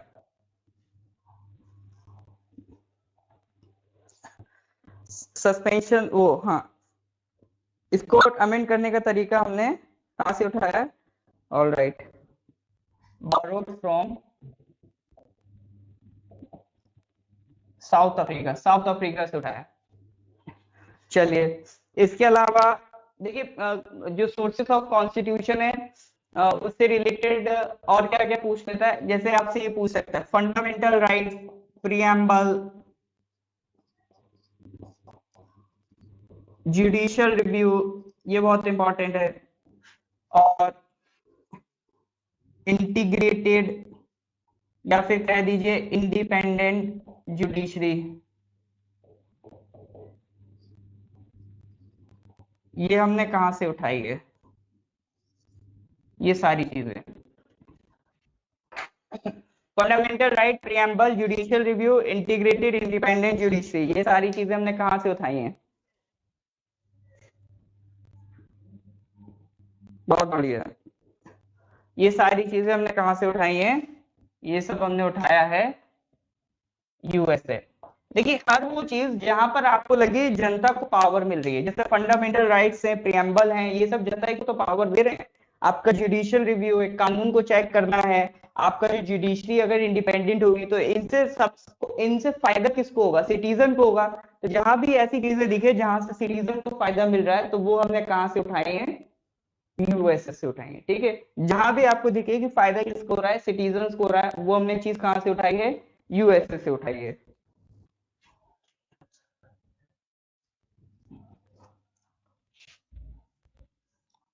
वहीं उसके अलावा अगर स्टेट से रिलेटेड कहीं आपको बात लिखे, जैसे डीपीएसपी है, directive principles of state policy, तो अगर कहीं स्टेट से रिलेटेड बात लिखे तो वो हमने कहां से उठाया है? आयरलैंड से। ठीक है, आयरलैंड से। और कहीं भी कुछ मिक्सिंग दिख रही हो, जैसे एक हो गया आपका ज्वाइंट सिटिंग ऑफ पार्लियामेंट, ठीक है, कहीं भी कुछ मिक्सचर दिख रहा हो, या फिर एक हो गया कंकरेंट लिस्ट। कंकरेंट लिस्ट कौन सी लिस्ट थी? वो कानून, वो सब्जेक्ट जिस पर कानून स्टेट और सेंट्रल गवर्नमेंट दोनों बना सकती हैं। तो जहां पर दो चीजें, दो का मिक्सचर दिख रहा हो, मिक्सचर वाली चीजें हम कहां से उठाएंगे? वो उठाएंगे ऑस्ट्रेलिया से। ठीक है, वो चीजें कहां से उठाएंगे? ऑस्ट्रेलिया से। जैसे ज्वाइंट सिटिंग ऑफ पार्लियामेंट हो गई, कंकरेंट लिस्ट हो गई, ये सारी चीजें हम कहां से उठा रहे हैं? ऑस्ट्रेलिया से उठा रहे हैं। तो यूएसए वाला देख लिया, ऑस्ट्रेलिया का देख लिया, आयरलैंड का देख लिया, साउथ अफ्रीका का देख लिया। उसके बाद फ्रांस का तो बहुत आसान सा है, लिबर्टी, इक्वालिटी, फ्रेटर्निटी, वो हमने कहां से उठाया है? फ्रांस से उठाया है। हाँ, और फंडामेंटल ड्यूटी हो गया, वो आपका कहाँ से आ रहा है? Fundamental duty. और जो प्रियम्बल में वर्ड लिखा है जस्टिस, वो सारी चीजें हमने कहाँ से उठाई? यूएसएसआर से उठाई। इसके अलावा जहां भी आपको ऐसा लगे सेंटर को ज्यादा पावर है देन स्टेट, जैसे कि federal structure with a strong union, India का क्या है? Federal structure with a strong union, तो वो हमने कहां से उठाया है? वो हमने उठाया कनाडा से। जहां भी आपको सेंटर को पावर ज्यादा दे रही हो, वो चीज हम कहां से उठाएंगे? कनाडा से। तो ये कुछ बेसिक बेसिक चीजें हैं, इस पे थोड़ा सा ध्यान दीजिए। चलिए, आपको ज्यादा ही ज्ञान हो गया, क्वेश्चन कम हो पाएंगे भाई। तो अब क्वेश्चन की तरफ आगे बढ़ते हैं। तो क्वेश्चन नंबर 12 आप बता चुके हैं, article 368 is the correct answer. Question number 13, which of the following amendment was pass during the emergency? Emergency के दौरान कौन सा अमेंडमेंट पास हुआ था, जल्दी से बताइए।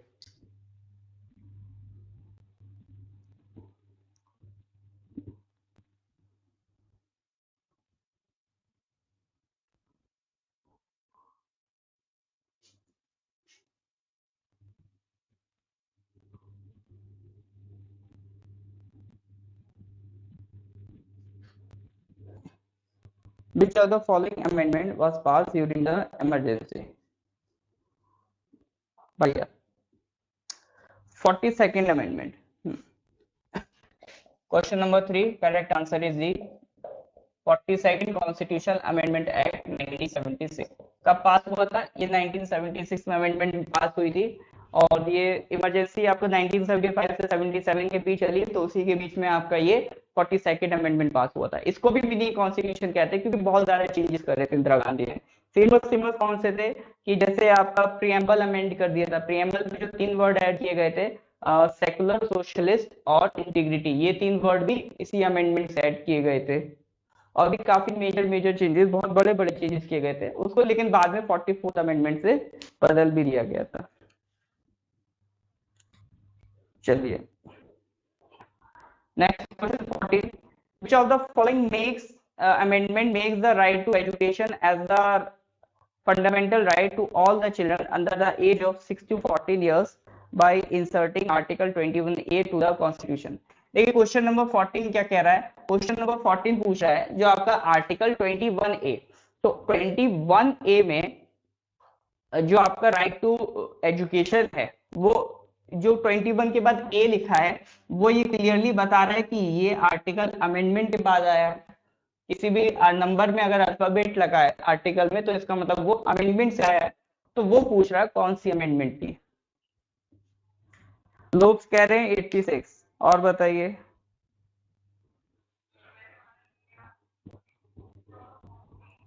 और बताइए।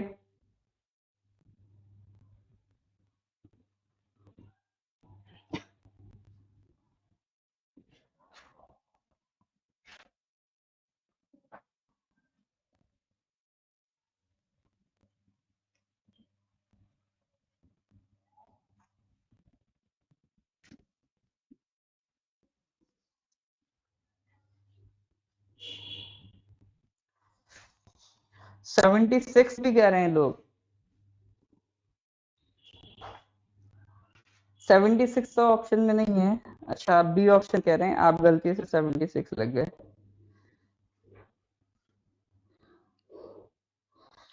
मेजोरिटी किधर जा रही है, मेजोरिटी क्या, सब एक ही तरफ जा रहे हैं, सबका यही कहना है। सबका कहना कि यही है 86 अमेंडमेंट। तो question 14 option B is correct. 86 constitution amendment act आपका ये हुआ था 2002। इसी अमेंडमेंट से आपका क्या ऐड हुआ था, आर्टिकल 21A। ठीक है, आर्टिकल 21A इसी अमेंडमेंट से आया था। तो इस अमेंडमेंट में आपका एक डीपीएसपी भी ऐड किया गया था। इसी अमेंडमेंट में आपका आर्टिकल 21A भी ऐड किया गया जिसमें पूछ रहे थे 6 to 14 ईयर्स की एज के बच्चों को फ्री एंड कंपल्सरी एजुकेशन देना है।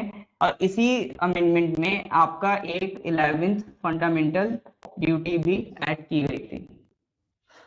11th फंडामेंटल ड्यूटी भी ऐड की गई थी इस अमेंडमेंट से, जो जिसने कहा था कि ये पेरेंट्स की जिम्मेदारी होगी या गार्जियंस की जिम्मेदारी होगी कि अपने बच्चों को स्कूल भेजें।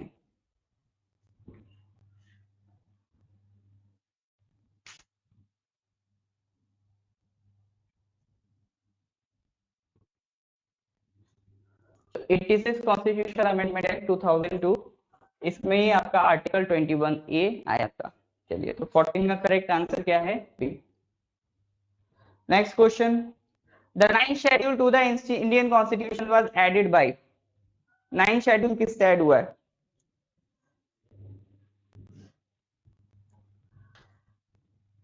जल्दी से कमेंट करके बताइए।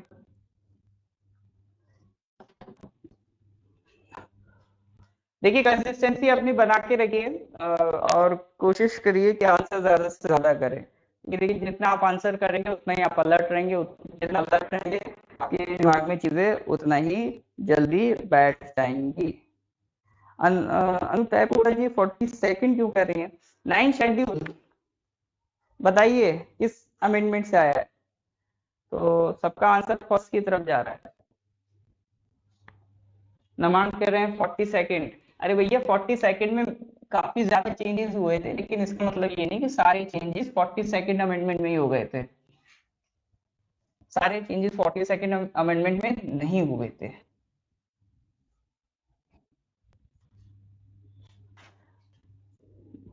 नाइन शेड्यूल जस्ट आपका कॉन्स्टिट्यूशन बनते ही जो पहली अमेंडमेंट हुई थी ना, first amendment, first constitutional amendment act of 1951, उसी में आ गया था 9th शेड्यूल। तो 9th शेड्यूल आपका पहली अमेंडमेंट से आ गया था। एक्चुअली 9th शेड्यूल डील कर रहा था लैंड रिफॉर्म से रिलेटेड कानूनों में। पहले क्या होता था, राइट टू प्रॉपर्टी एक फंडामेंटल राइट होता था, लेकिन उसकी वजह से दिक्कत क्या आई, अगर सरकार को जैसे किसी की जमीन लेनी है, जैसे रोड बनाना, किसी घर में आ गया तो सरकार उससे जमीन लेना चाहेगी, रोड तो बनानी है डेवलपमेंट के लिए। अब लेकिन वो पर्सन रोड देने, घर देने को तैयार नहीं है, वो सुप्रीम कोर्ट चला गया, कहा कि मेरा फंडामेंटल राइट का वायलेशन है। तो इसी वजह से नेहरू जी ने क्या करा, एक 9th शेड्यूल बनाया, और 9th शेड्यूल में लैंड रिफॉर्म्स के कानून डालना शुरू कर दिए गए। और ये कह दिया गया कि इसमें जुडिशरी टांग नहीं अड़ाएगी, भले वो राइट टू प्रॉपर्टी जा रहा हो, कोई सा कानून जा रहा हो, 9 शेड्यूल में जुडिशरी टांग नहीं अड़ाएगी, ये डिक्लेयर कर दिया गया था। तो इसीलिए 9 शेड्यूल बनाया गया था, ताकि प्रॉपर्टी और लैंड रिफॉर्म से सारे रिलेटेड कानून किसमें आ जाए, आपका 9 शेड्यूल में। तो ये फर्स्ट अमेंडमेंट से ही आ गया था। वही प्रॉपर्टी से रिलेटेड कानूनों में बदलाव किया गया था फर्स्ट अमेंडमेंट से ही।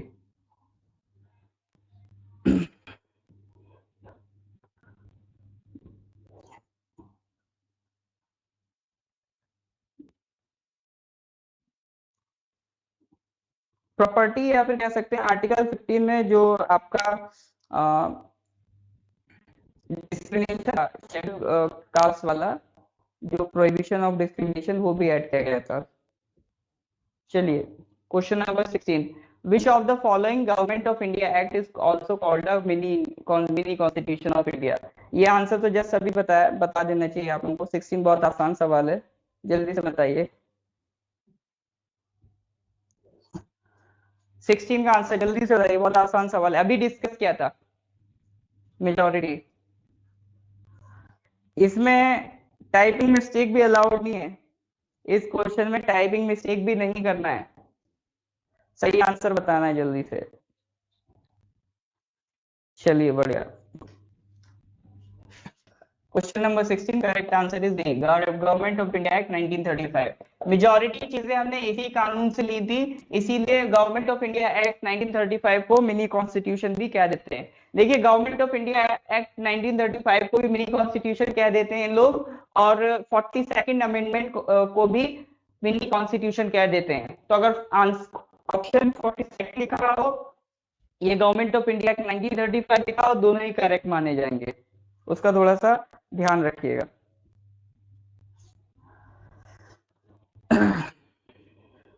चलिए नेक्स्ट क्वेश्चन पे आते हैं, question number 17, who is the final deciding authority on the question of disqualification by anti defection? Anti defection क्या है? एंटी डिफेक्शन एक लॉ बनाया गया है, क्योंकि पहले क्या होता था, जैसे मान लीजिए कोई पर्सन है पार्लियामेंट में, वो बीजेपी से जीत के आया, बट वो जब वोटिंग होगी तो किसके सपोर्ट में वोट करेगा? कांग्रेस के सपोर्ट में वोट करने लगा, वो कांग्रेस के लॉज को सपोर्ट करने लगा। तो इस तरह की चीजों को रोकने के लिए कि आप किसी पार्टी से जीत के आ रहे हैं, किसी पार्टी को सपोर्ट कर रहे हैं, क्योंकि इसमें पहले बहुत ज्यादा आप कह सकते हैं वो चलता था, कैश चलता था, कि अगर जब जो एमपीज बनते थे उनके पास अपनी इंडिपेंडेंट पावर होती थी, किसी को भी सपोर्ट कर सके, तो उनको दूसरी पार्टी पैसा खिलवा के अपने सपोर्ट में वोट करवा देगी। तो इससे बहुत दिक्कतें क्रिएट हो रही थी, तो एक कानून बनाया गया एंटी डिफेक्शन लॉ, और उसमें कहा गया कि आप सिर्फ और सिर्फ उसी पार्टी को वोट कर सकते हैं जिससे आप चुन कर आए हैं, अगर आप अगेंस्ट जाएंगे तो आप डिस्क्वालीफाई कर जाएंगे, ऐसा भी कहा गया था। तो उसी पार्टी को सपोर्ट करना है जिससे आप चुन के आते हैं, ठीक है। हाँ, कादुन तायंग कह रहे हैं 1935 को ब्लूप्रिंट कहते हैं, बढ़िया। अब 1935 से बाहर आ जाइए, क्वेश्चन नंबर 17 पे आ जाइए। क्वेश्चन नंबर 17 पे बताइए करेक्ट आंसर क्या है। फाइनल डिसाइडिंग अथॉरिटी कौन है on the question of disqualification bye anti defection? Who is the final deciding authority on the question of disqualification by anti-defection?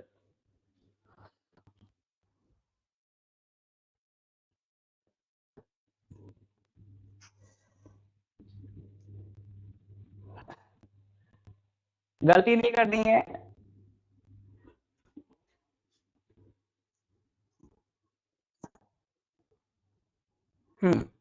चलिए बढ़िया। तो ज्यादातर लोग सही आंसर दे रहे हैं, ऑप्शन ए। अगर राज्यसभा का एमपी है तो चेयरमैन के पास पावर है, अगर लोकसभा का एमपी है तो लोकसभा स्पीकर के पास पावर है, ठीक है। तो इनके पास पावर होती है, ये डिसाइड करते हैं कि मेंबर को डिस्क्वालीफाई करना है या नहीं करना है। तो लोकसभा में स्पीकर, राज्यसभा में चेयरमैन, इनके पास ये पावर रहती है टू डिसाइड कि आपका मेंबर को डिस्क्वालीफाई करना है कि नहीं करना है, एंटी डिफेक्शन लॉज पे लगाना है कि नहीं लगाना है।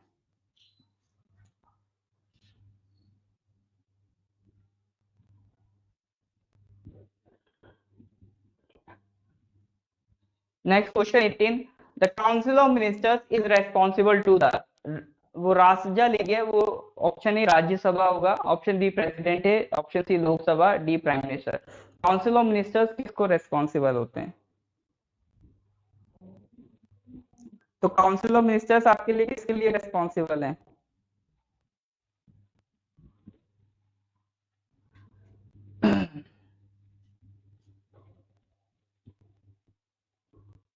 करेक्ट आंसर बताइए, Rajya Sabha, president, Lok Sabha.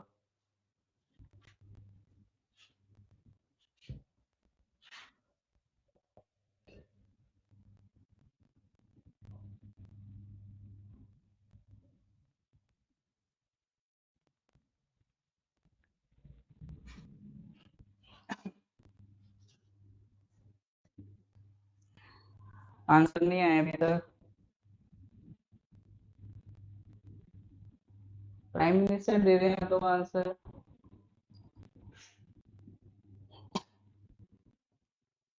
Prime minister का हेड होता है।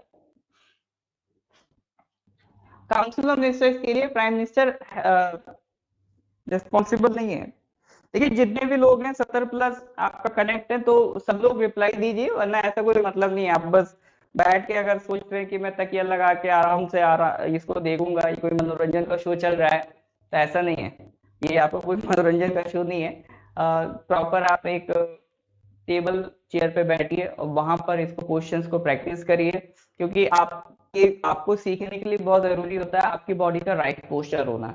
सोते सोते आपको लगे कि ज्ञान की प्राप्ति हो जाएगी, तो ऐसा भी नहीं होता है। ज्ञान इतना आसान भी नहीं है कि आप सोते सोते उसको प्राप्त कर लें। थोड़ा मेहनत करिए, थोड़ा बॉडी को अलर्ट करिए। और दूसरी बात, अब आपका एग्जाम बिल्कुल करीब आ चुका है, तो एग्जाम का जो टाइमिंग है, अगर सुबह का टाइमिंग है तो उस टाइमिंग में जैसे मान लीजिए 9 to 10:30 आपका एग्जाम है, तो आप डेली क्या करें, डेली 9 to 10:30 तैयार होकर अपना जूता वूता पहन के जिस पोजीशन में आप एग्जाम देने जाएंगे वो पोजीशन में बिल्कुल फ्रेश होके रेडी होके टेबल चेयर पे बैठ जाइए।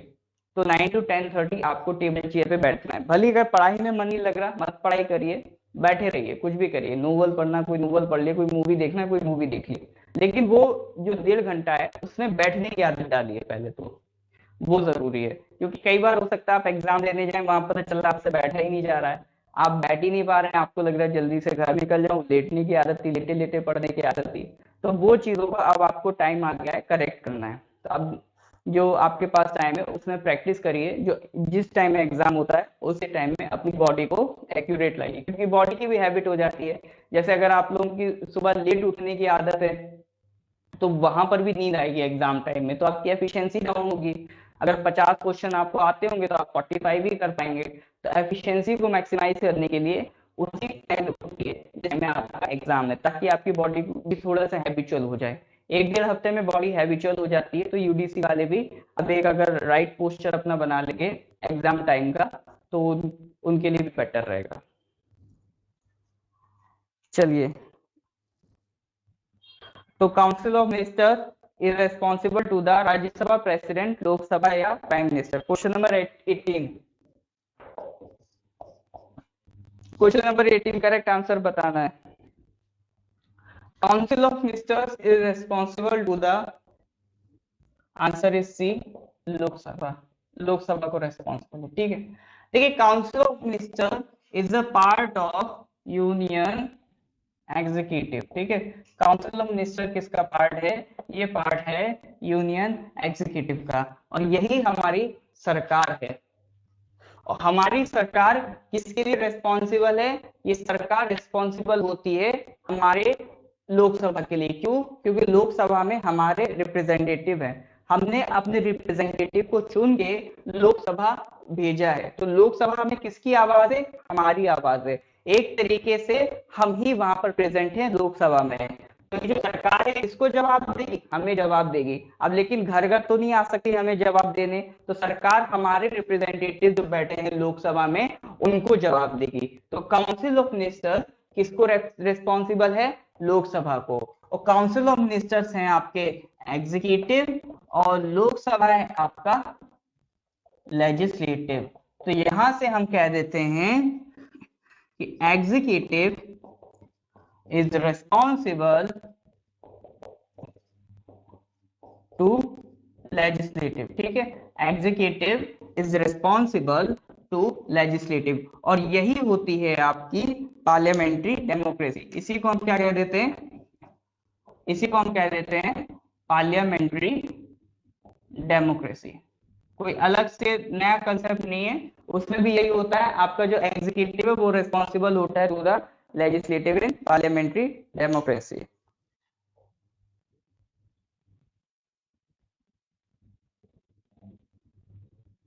ठीक है,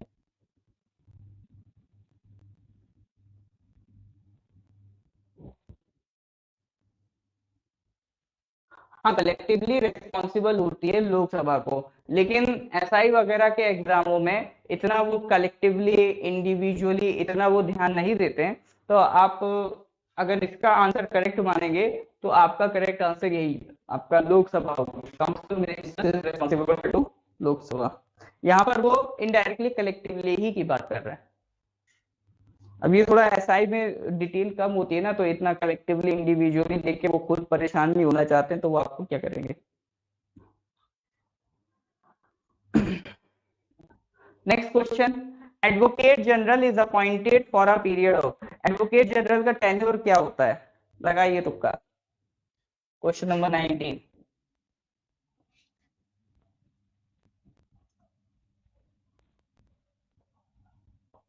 तो ये पार्लियामेंट्री डेमोक्रेसी, पार्लियामेंट्री डेमोक्रेसी या फिर कह सकते हैं पार्लियामेंट्री गवर्नमेंट, ये उसका फीचर होता है, एग्जीक्यूटिव रिस्पॉन्सिबल टू लेजिस्लेचर।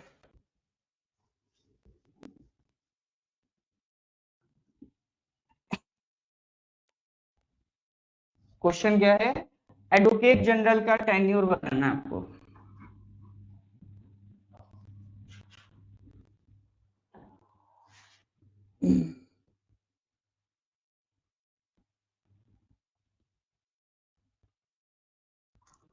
लो भाई तुक्का आना शुरू हो गया, 5 ईयर, 6 ईयर,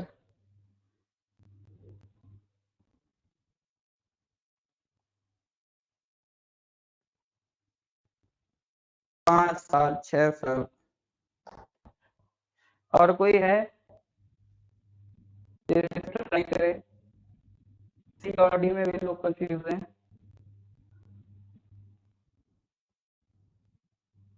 एक ही पर्सन ने बस अभी करेक्ट आंसर बताया है।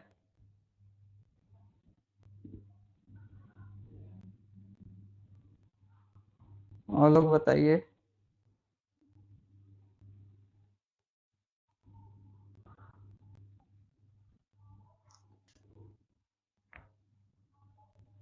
देख भाल लीजिए अच्छे से क्वेश्चन को,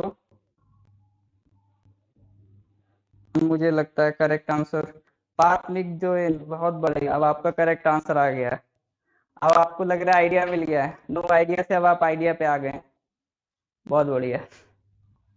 या तो आप तरीका समझ गए हैं आंसर देने का, जहां से बाकी की जनता दे रही है, google.com। तो क्वेश्चन नंबर 19। अच्छा कभी कभी कुछ क्वेश्चन ट्राई करिएगा बिना गूगल पे सर्च करके, ठीक है, अब ऐसा भी नहीं कि बिल्कुल गूगल की आदत डाली, पता चल रहा है एग्जाम देने जा रहे हैं वहां एग्जामिनर से पूछे गूगल से क्या गूगल करते हैं, तो कुछ बिना गूगल की भी आदत डाली है। तो क्वेश्चन नंबर 19, देखिए अटॉर्नी जनरल का कोई, एडवोकेट जनरल का कोई फिक्स टेन्योर नहीं होता है, जब तक गवर्नर चाहेगा वो रहेगा, गवर्नर का मूड संग का, एडवोकेट जनरल बाहर। इसी तरह से अटॉर्नी जनरल का भी कोई फिक्स टेन्योर नहीं है, वो प्रेसिडेंट पे डिपेंड करता है। तो अटॉर्नी जनरल के लिए प्रेसिडेंट है, अपना एडवोकेट जनरल के लिए कौन है, गवर्नर है। नो फिक्स टेन्योर, बढ़िया। चलिए फिर आगे डिस्कस करें।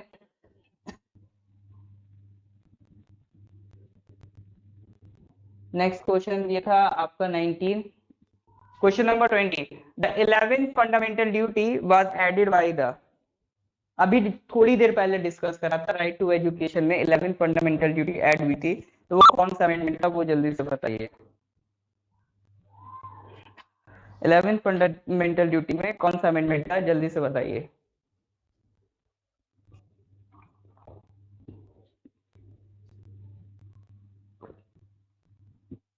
बी, 86 अमेंडमेंट, पक्का।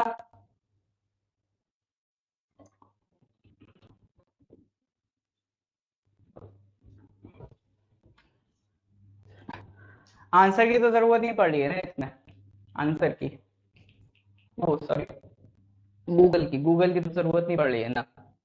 देखिए थोड़ी देर पहले डिस्कस किया था, अगर आपको याद होगा तो आप बता पाएंगे। 86 अमेंडमेंट, बढ़िया। Question number 20, option B is correct, ठीक है। 11 fundamental duty was added by 86 constitutional amendment act of 2002। तो इसको थोड़ा सा ध्यान रखिए, 86 कॉन्स्टिट्यूशनल अमेंडमेंट एक्ट 2002 से हमने क्या ऐड करा, आपका 11 फंडामेंटल ड्यूटी ऐड करा। देखिए एक ही कंसेप्ट से कई सवाल घुमा घुमा के भी बना देता है, तो आपको मेन चीज कंसेप्ट पकड़ में आना चाहिए।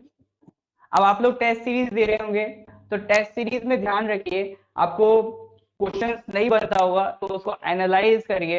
एनालाइज में दो तीन बातों का ध्यान रखिए, जैसे कि अगर क्वेश्चन नहीं बना है तो क्या क्या रीजन हो सकते हैं। पहला रीजन ये हो सकता है कि आपने क्वेश्चन को प्रैक्टिस, वो क्या कहते हैं, आपने क्वेश्चन पढ़ा ही ना हो, बिल्कुल नया हो, आता ही नहीं था, पहला रीजन ये हो सकता है। दूसरा रीजन ये हो सकता है आपको क्वेश्चन आता था बट आपने गलत आंसर टिक कर दिया, दूसरा गलत होने का रीजन ये हो सकता है। तीसरा रीजन ये हो सकता है कि आपने कंसेप्ट पढ़ा था, आपको कंसेप्ट याद था, लेकिन उसको अप्लाई नहीं कर पाए। यानी आपको फंडामेंटल राइट्स पढ़े थे, याद है, लेकिन उससे रिलेटेड थोड़ा सा अगर सवाल घुमा के आ गया तो उसको आप अप्लाई नहीं कर पाए। तो तीन पॉसिबिलिटीज ज्यादा दिखती हैं रिगार्डिंग एनी क्वेश्चन। तो आपको हर क्वेश्चन में एनालाइज करना है कि इन तीन में से आप कौन सी गलती कर रहे हैं। या तो आप बिल्कुल पढ़े ही नहीं है तो कैसे बनेगा। दूसरा आपको देखना है कि कहीं ऐसा तो नहीं मेरे को कंसेप्ट आता था, मैं अप्लाई नहीं कर पाया, या फिर आते हुए भी मैं आंसर इनकरेक्ट कर रहा हूँ। तो जो आते हुए आंसर इनकरेक्ट हो रहा है वो चीज तो प्रैक्टिस से जाएगी, और जो अप्लाई नहीं कर पा रहे हैं उसमें आप थोड़ा सा अलर्टनेस बढ़ाइए और प्रैक्टिस करिए। और जो तीसरी चीज थी कि आपको आता ही नहीं है तो उसके लिए तो पहला काम है आपको पढ़ना पड़ेगा, तो पढ़ाई करिए। चलिए नेक्स्ट क्वेश्चन पे आते हैं, question number 21। Which of the following dignitary does not submit his resignation to president of India. ये क्वेश्चन हमने कल भी करा था, देखिए इसी से रिलेटेड क्वेश्चन था, ये बनना चाहिए। किसको हम सबमिशन नहीं, तो इनमें से कौन प्रेसिडेंट को अपना रेजिग्नेशन सबमिट नहीं करता, ये क्वेश्चन कल डिस्कस किया था, जल्दी बताइए। इनमें से कौन प्रेसिडेंट को रेजिग्नेशन सबमिट नहीं करता है। B C B C, B का ऑप्शन क्या है, chief justice, speaker of Lok Sabha. कल ही डिस्कस किया है, गलत नहीं होना चाहिए। और कोशिश करिए आप लोगों को इस क्वेश्चन में गूगल की जरूरत नहीं पड़नी चाहिए।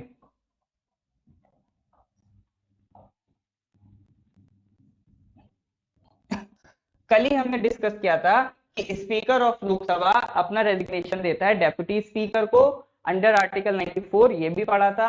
और डेप्यूटी स्पीकर देता है स्पीकर को, यानी स्पीकर का जो रेजिग्नेशन है वो प्रेसिडेंट के पास नहीं जाता है। तो ऑप्शन में आपको डायरेक्ट स्पीकर दिख गया, 21 में जो सी ऑप्शन है डायरेक्ट आपको स्पीकर दिख गया, तो करेक्ट आंसर 21 का क्या हो जाएगा, 21 का करेक्ट आंसर हो जाएगा सी।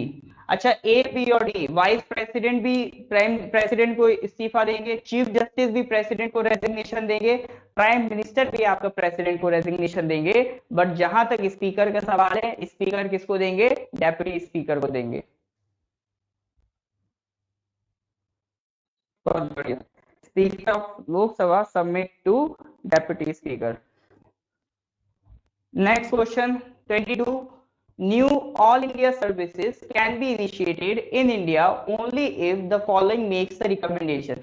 देखिए अभी अभी हमने पढ़ा था कि लोकसभा और राज्यसभा में एक स्पेशल पावर है लोकसभा के पास जो राज्यसभा के पास नहीं है। तो कई बार कंपैरिजन ड्रॉ आउट होता है लोकसभा और राज्यसभा के बीच में। अब यहाँ पर एक चीज पूछ रहा है ऑल इंडिया सर्विसेज की, तो क्वेश्चन बताने से पहले आप मेरे को बताइए इंडिया में कितनी ऑल इंडिया सर्विसेज हैं। How many all India services do we have right now. अभी इंडिया में कितनी ऑल इंडिया सर्विसेज हैं।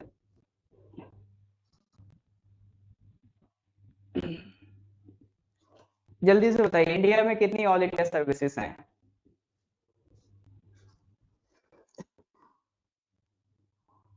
तीन टाइप्स की बता रहे हैं, कौन कौन सी है? तीन की करेक्ट आंसर है, जो भी बता रहे हैं आपको नीचे बुक वगैरह, आप लोग मालिक ताजुम आप लोग क्या बता रहे हैं, रूल बता रहे हैं तीन टाइप्स की। तो अब आपको बताना है वो कौन कौन से तीन टाइप्स की ऑल इंडिया सर्विसेज हैं।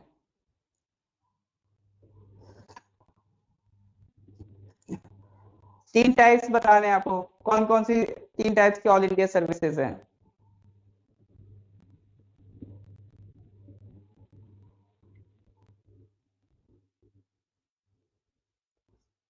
कुछ लोग चार भी लिख रहे हैं।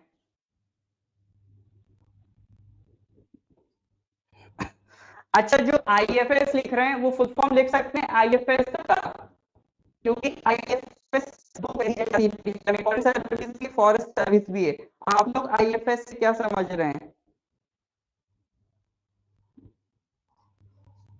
आईएएस है, आईपीएस है, आईएफएस की फुल फॉर्म लिख के बता दीजिए मुझे, आईएफएस से आप लोग क्या समझ रहे हैं?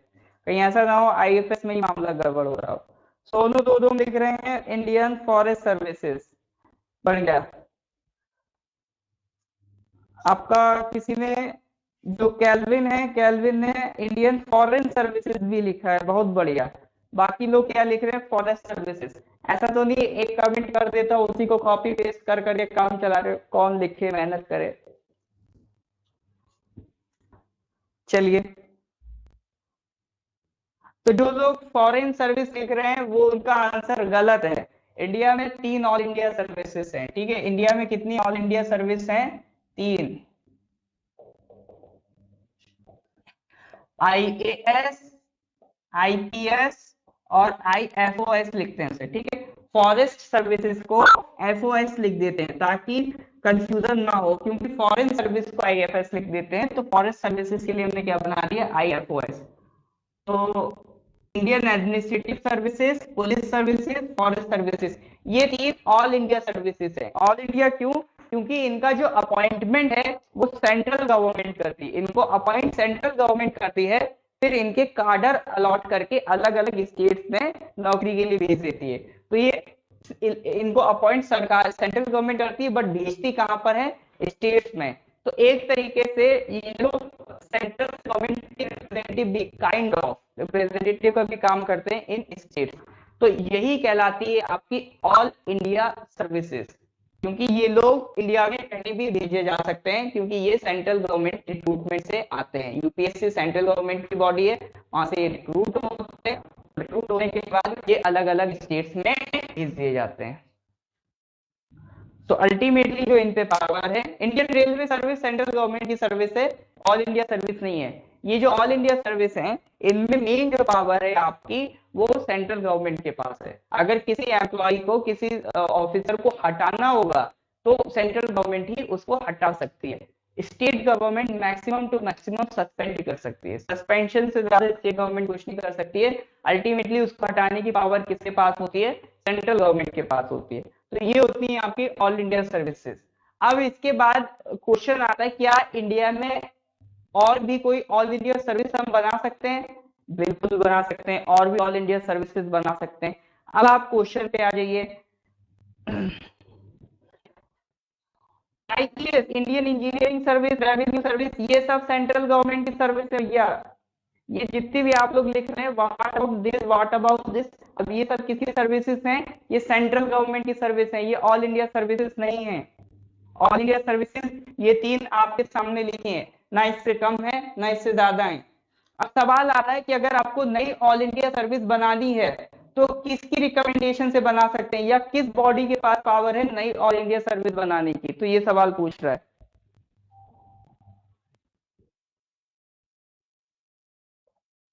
नई ऑल इंडिया सर्विस बनाने की पावर किसके पास है? ये क्वेश्चन है।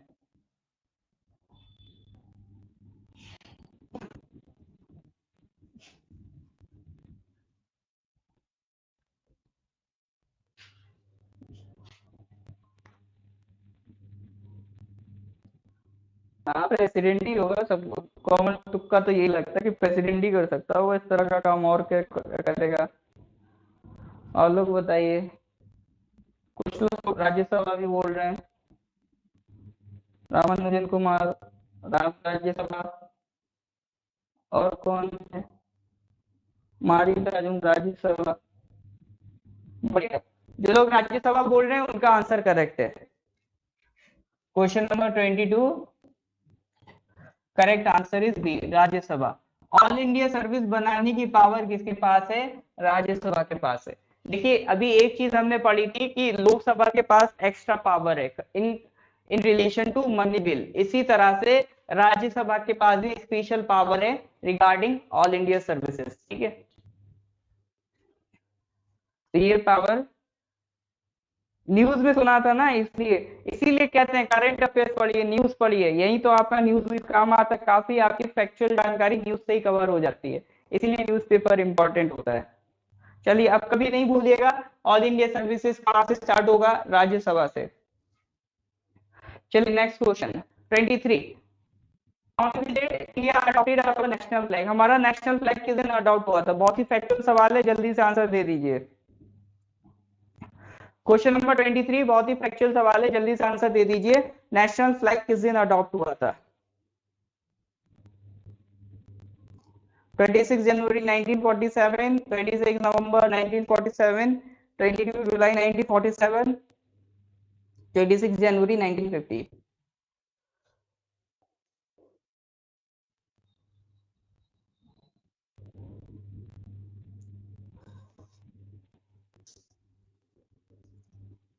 तो 23 का करेक्ट आंसर बताना है, तो 23 करेक्ट आंसर इज सी, 22 जुलाई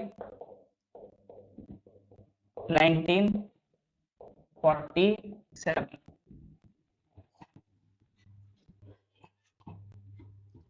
22 जुलाई 1947 इसी दिन हमारा नेशनल फ्लैग अडॉप्ट हुआ था। इसमें से एक चीज थोड़ा सा ध्यान रखिएगा कि ये डेट इंडिपेंडेंस से पहले, यानी हमारा नेशनल फ्लैग आजादी से पहले आ गया था।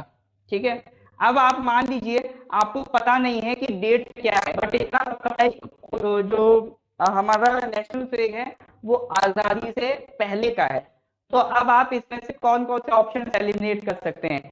आप ऑप्शन बी एलिमिनेट कर सकते हैं क्योंकि इंडिपेंडेंस के बाद का है। ऑप्शन डी एलिमिनेट कर सकते हैं, इंडिपेंडेंस के बाद का है। अब आपके पास ऑप्शन ए बचा, ऑप्शन सी बचा। ठीक है, आपको नहीं याद था मान लीजिए कि किस दिन नेशनल फ्लैग अडॉप्ट हुआ है, बट इतना पता है इंडिपेंडेंस से पहले हुआ है। तो ऑप्शन बी चला जाएगा, डी चला जाएगा, या तो ए होगा या सी होगा।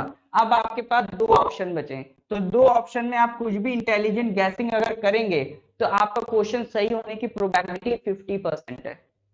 अब आपका क्वेश्चन सही होने के चांसेस ज्यादा है।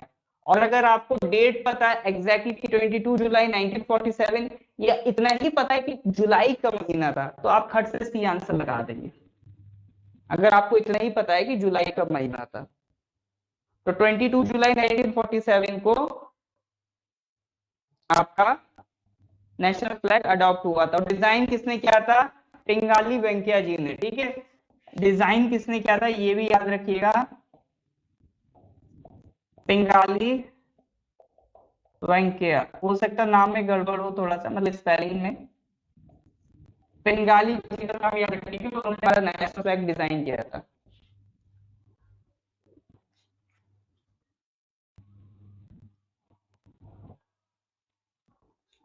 अच्छा, जो हमारा ट्राई कलर नेशनल फ्लैग है उसमें तीन कलर आपको देखने को मिलते हैं।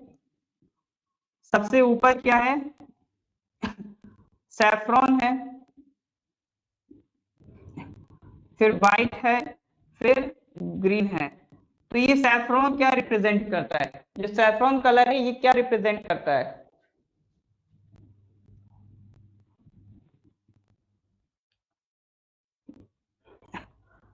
तो आपका ये जो सैफ्रॉन है, सैफ्रॉन कलर क्या रिप्रेजेंट करता है ये बताइए।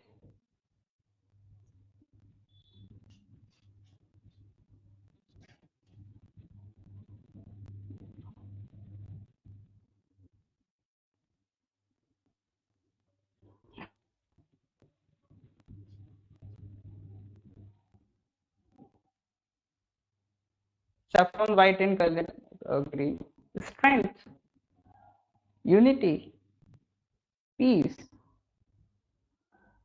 सब लगा देना है। भूल गया, बचपन में पढ़ा था। यही सवाल आते हैं, ये बचपन वाली चीजें पूछता है, कुछ बहुत वो एडवांस नहीं पूछता है। सैफरॉन कलर रिप्रेजेंट करता है सैक्रिफाइस। जो केसरी कलर होता है वो एक त्याग का कलर होता है, सैक्रिफाइस का कलर होता है, जो केसरी सैफरॉन कलर होता है। व्हाइट कलर रिप्रेजेंट करता है पीस, और ग्रीन कलर रिप्रेजेंट करता है हमारे देश की ग्रीनरी, हरियाली, एग्रीकल्चर, किसान। ये तीन कलर हैं हमारे नेशनल फ्लैग के, इनको थोड़ा सा ध्यान रखिए। आसान चीजें को पिकअप कीजिए, बचपन में ही होगी, ठीक है। तो सेफ्रॉन को sacrifice, white peace, green greenery, इसको थोड़ा सा याद रखिएगा।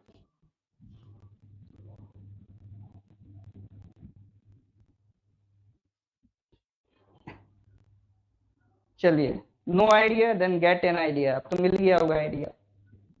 Next question 24, what was the constitutional status of India when the Constitution of India came into force on 26 January 1950? 1950 को हम क्या बन गए थे, एक तरीके से ये पूछ रहे हैं प्रीएम्बल में क्या क्या लिखा है इंडिया के बारे में। हमारा कॉन्स्टिट्यूशनल स्टेटस पूछ रहा है, ठीक है। हाँ, चरखा का ब्लू कलर, उसमें 24 स्काइप्स होते हैं, उसे अशोक चक्र कहते हैं। वो भी पीस की ही बात करता है, आपका अशोक चक्र। अब आपको बताना है constitutional status of India when the constitution of India came into force on 26 जनवरी। चार ऑप्शन है, करेक्ट ऑप्शन बताइए।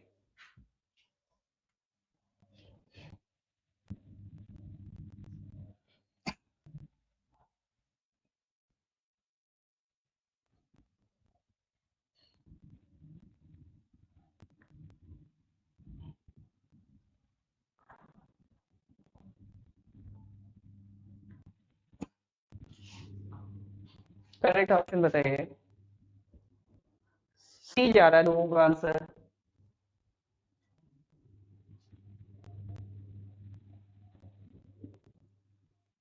सी आंसर, बढ़िया। ये वो लोग हैं जो अलर्ट हैं, जो छलावे में नहीं आते हैं, क्योंकि कई बार हमें क्या लगता है कि आज हमारा प्रीएम्बल हम देख लेते हैं क्या था। सॉवरेन है, सोशलिस्ट है, सेकुलर है, डेमोक्रेटिक है, और रिपब्लिक है। ये हमारे आज प्रीएम्बल में कॉन्स्टिट्यूशनल स्टेटस है। बट जब हम आज 1950 में कॉन्स्टिट्यूशन बनाए थे, तब हमारे पास सोशलिस्ट वर्ड नहीं लिखा था, सेकुलर वर्ड नहीं लिखा था। क्या क्या लिखा था? सॉवरेन लिखा था, डेमोक्रेटिक लिखा था, और रिपब्लिक लिखा था। सॉवरेन, डेमोक्रेटिक और रिपब्लिक। तो करेक्ट आंसर आपका क्या हो जाएगा? करेक्ट आंसर हो जाएगा 24 का सी, ठीक है। 24 का करेक्ट आंसर इस सॉवरेन लिखा था, डेमोक्रेटिक और रिपब्लिक। सोशलिस्ट और सेकुलर नहीं लिखा था। ऐसा नहीं कि नहीं लिखा था तो हम थे नहीं, हम सोशलिस्ट भी थे, सेकुलर भी थे। इनडायरेक्टली हमने उसको लिखा था, पर इंदिरा गांधी जी ने 42nd अमेंडमेंट से इस दोनों वर्ड को डायरेक्ट ऐड कर दिया था। बाद में नीचे एक इंटीग्रिटी वर्ड आया था, उसको भी ऐड करा था, तो तीन वर्ड ऐड करे थे 42nd अमेंडमेंट से, सोशलिस्ट, सेकुलर और इंटीग्रिटी। चलिए,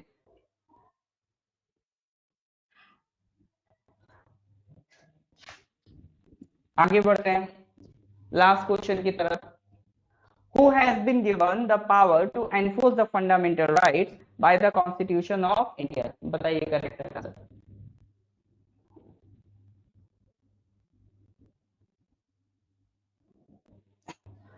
Who has been given the power to enforce the fundamental rights by the Constitution of India?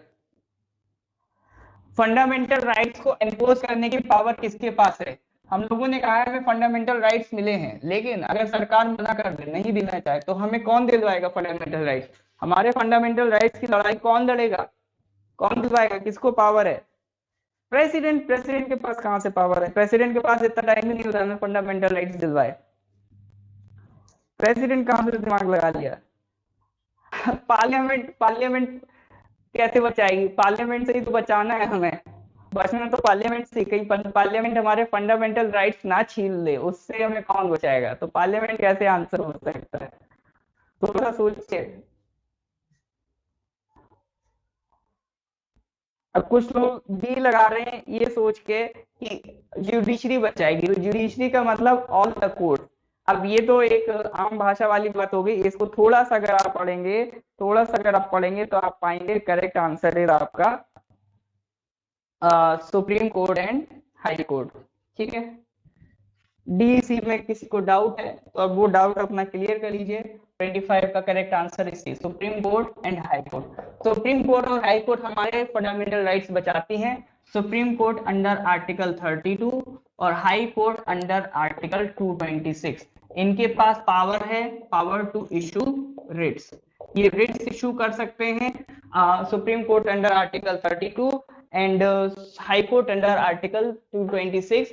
इन दोनों के पास पावर है रिट्स इशू करने की, और वो रिट्स किसे इशू करते हैं? आपके फंडामेंटल राइट्स को प्रोटेक्ट करने के लिए। कौन कौन सी रिट्स हैं? हेबियस कॉर्पस, और कौन कौन सी थी? मैंडेमस, और कौन कौन सी थी? सर्चोरारी, और कौन सी है? प्रोहिबिशन, और कौन सी है? क्यो वारंटो। ठीक है, habeas corpus, mandamus, certiorari, prohibition, quo warranto, ये 5 आपकी रिट्स हैं जिसको इशू करने की पावर किसके पास है? सुप्रीम कोर्ट के पास है अंडर आर्टिकल 32, हाई कोर्ट के पास है अंडर आर्टिकल 226। तो ये आज हम लोगों ने आपके क्वेश्चंस कंप्लीट करे हैं रिगार्डिंग पॉलिटी, 25 क्वेश्चंस। अब नेक्स्ट बात पे क्या आ रहा है, इसको मैं हटा देता हूँ। हाँ, नहीं छोड़िए। नेक्स्ट बार के लिए क्या बोला जा रहा है? नेक्स्ट टाइम के लिए बोला जा रहा है हिस्ट्री और ज्योग्राफी। इस पे हमने पूछा था कि नेक्स्ट क्लास में हम क्या डिस्कस करें, हिस्ट्री डिस्कस करें या ज्योग्राफी करें। तो लगभग दोनों के लिए जो वोट्स आए हैं, वोट्स बहुत लगभग लगभग बराबर आए हैं। ठीक है, तो आपको मान के चलना है, आपको एक तरीके से मान के चलना है कि हम दोनों ही डिस्कस करेंगे। ठीक है, दोनों ही डिस्कस करेंगे। अब देखिए, गाने की तरफ ध्यान नहीं देंगे, ठीक है, इधर थोड़ा सा फोकस करेंगे। इधर सुनिए, अब ये आपका जो ये हफ्ता है ना, ये बहुत ज्यादा इंपॉर्टेंट है regarding your preparation of UTC और इसलिए टाइम को आप ज्यादा से ज्यादा जितना यूटिलाइज करेंगे उतना फायदा होगा। क्लासेस आपकी रेगुलर चल रही है, उनको रेगुलर अटेंड करते रहिए, और जो कंसिस्टेंसी है उस कंसिस्टेंसी को मेंटेन करके रखिए। ठीक है, तो चलिए फिर बाकी की बातें नेक्स्ट क्लास में डिस्कस करते हैं। अभी शाम को करंट अफेयर्स की। Thank you.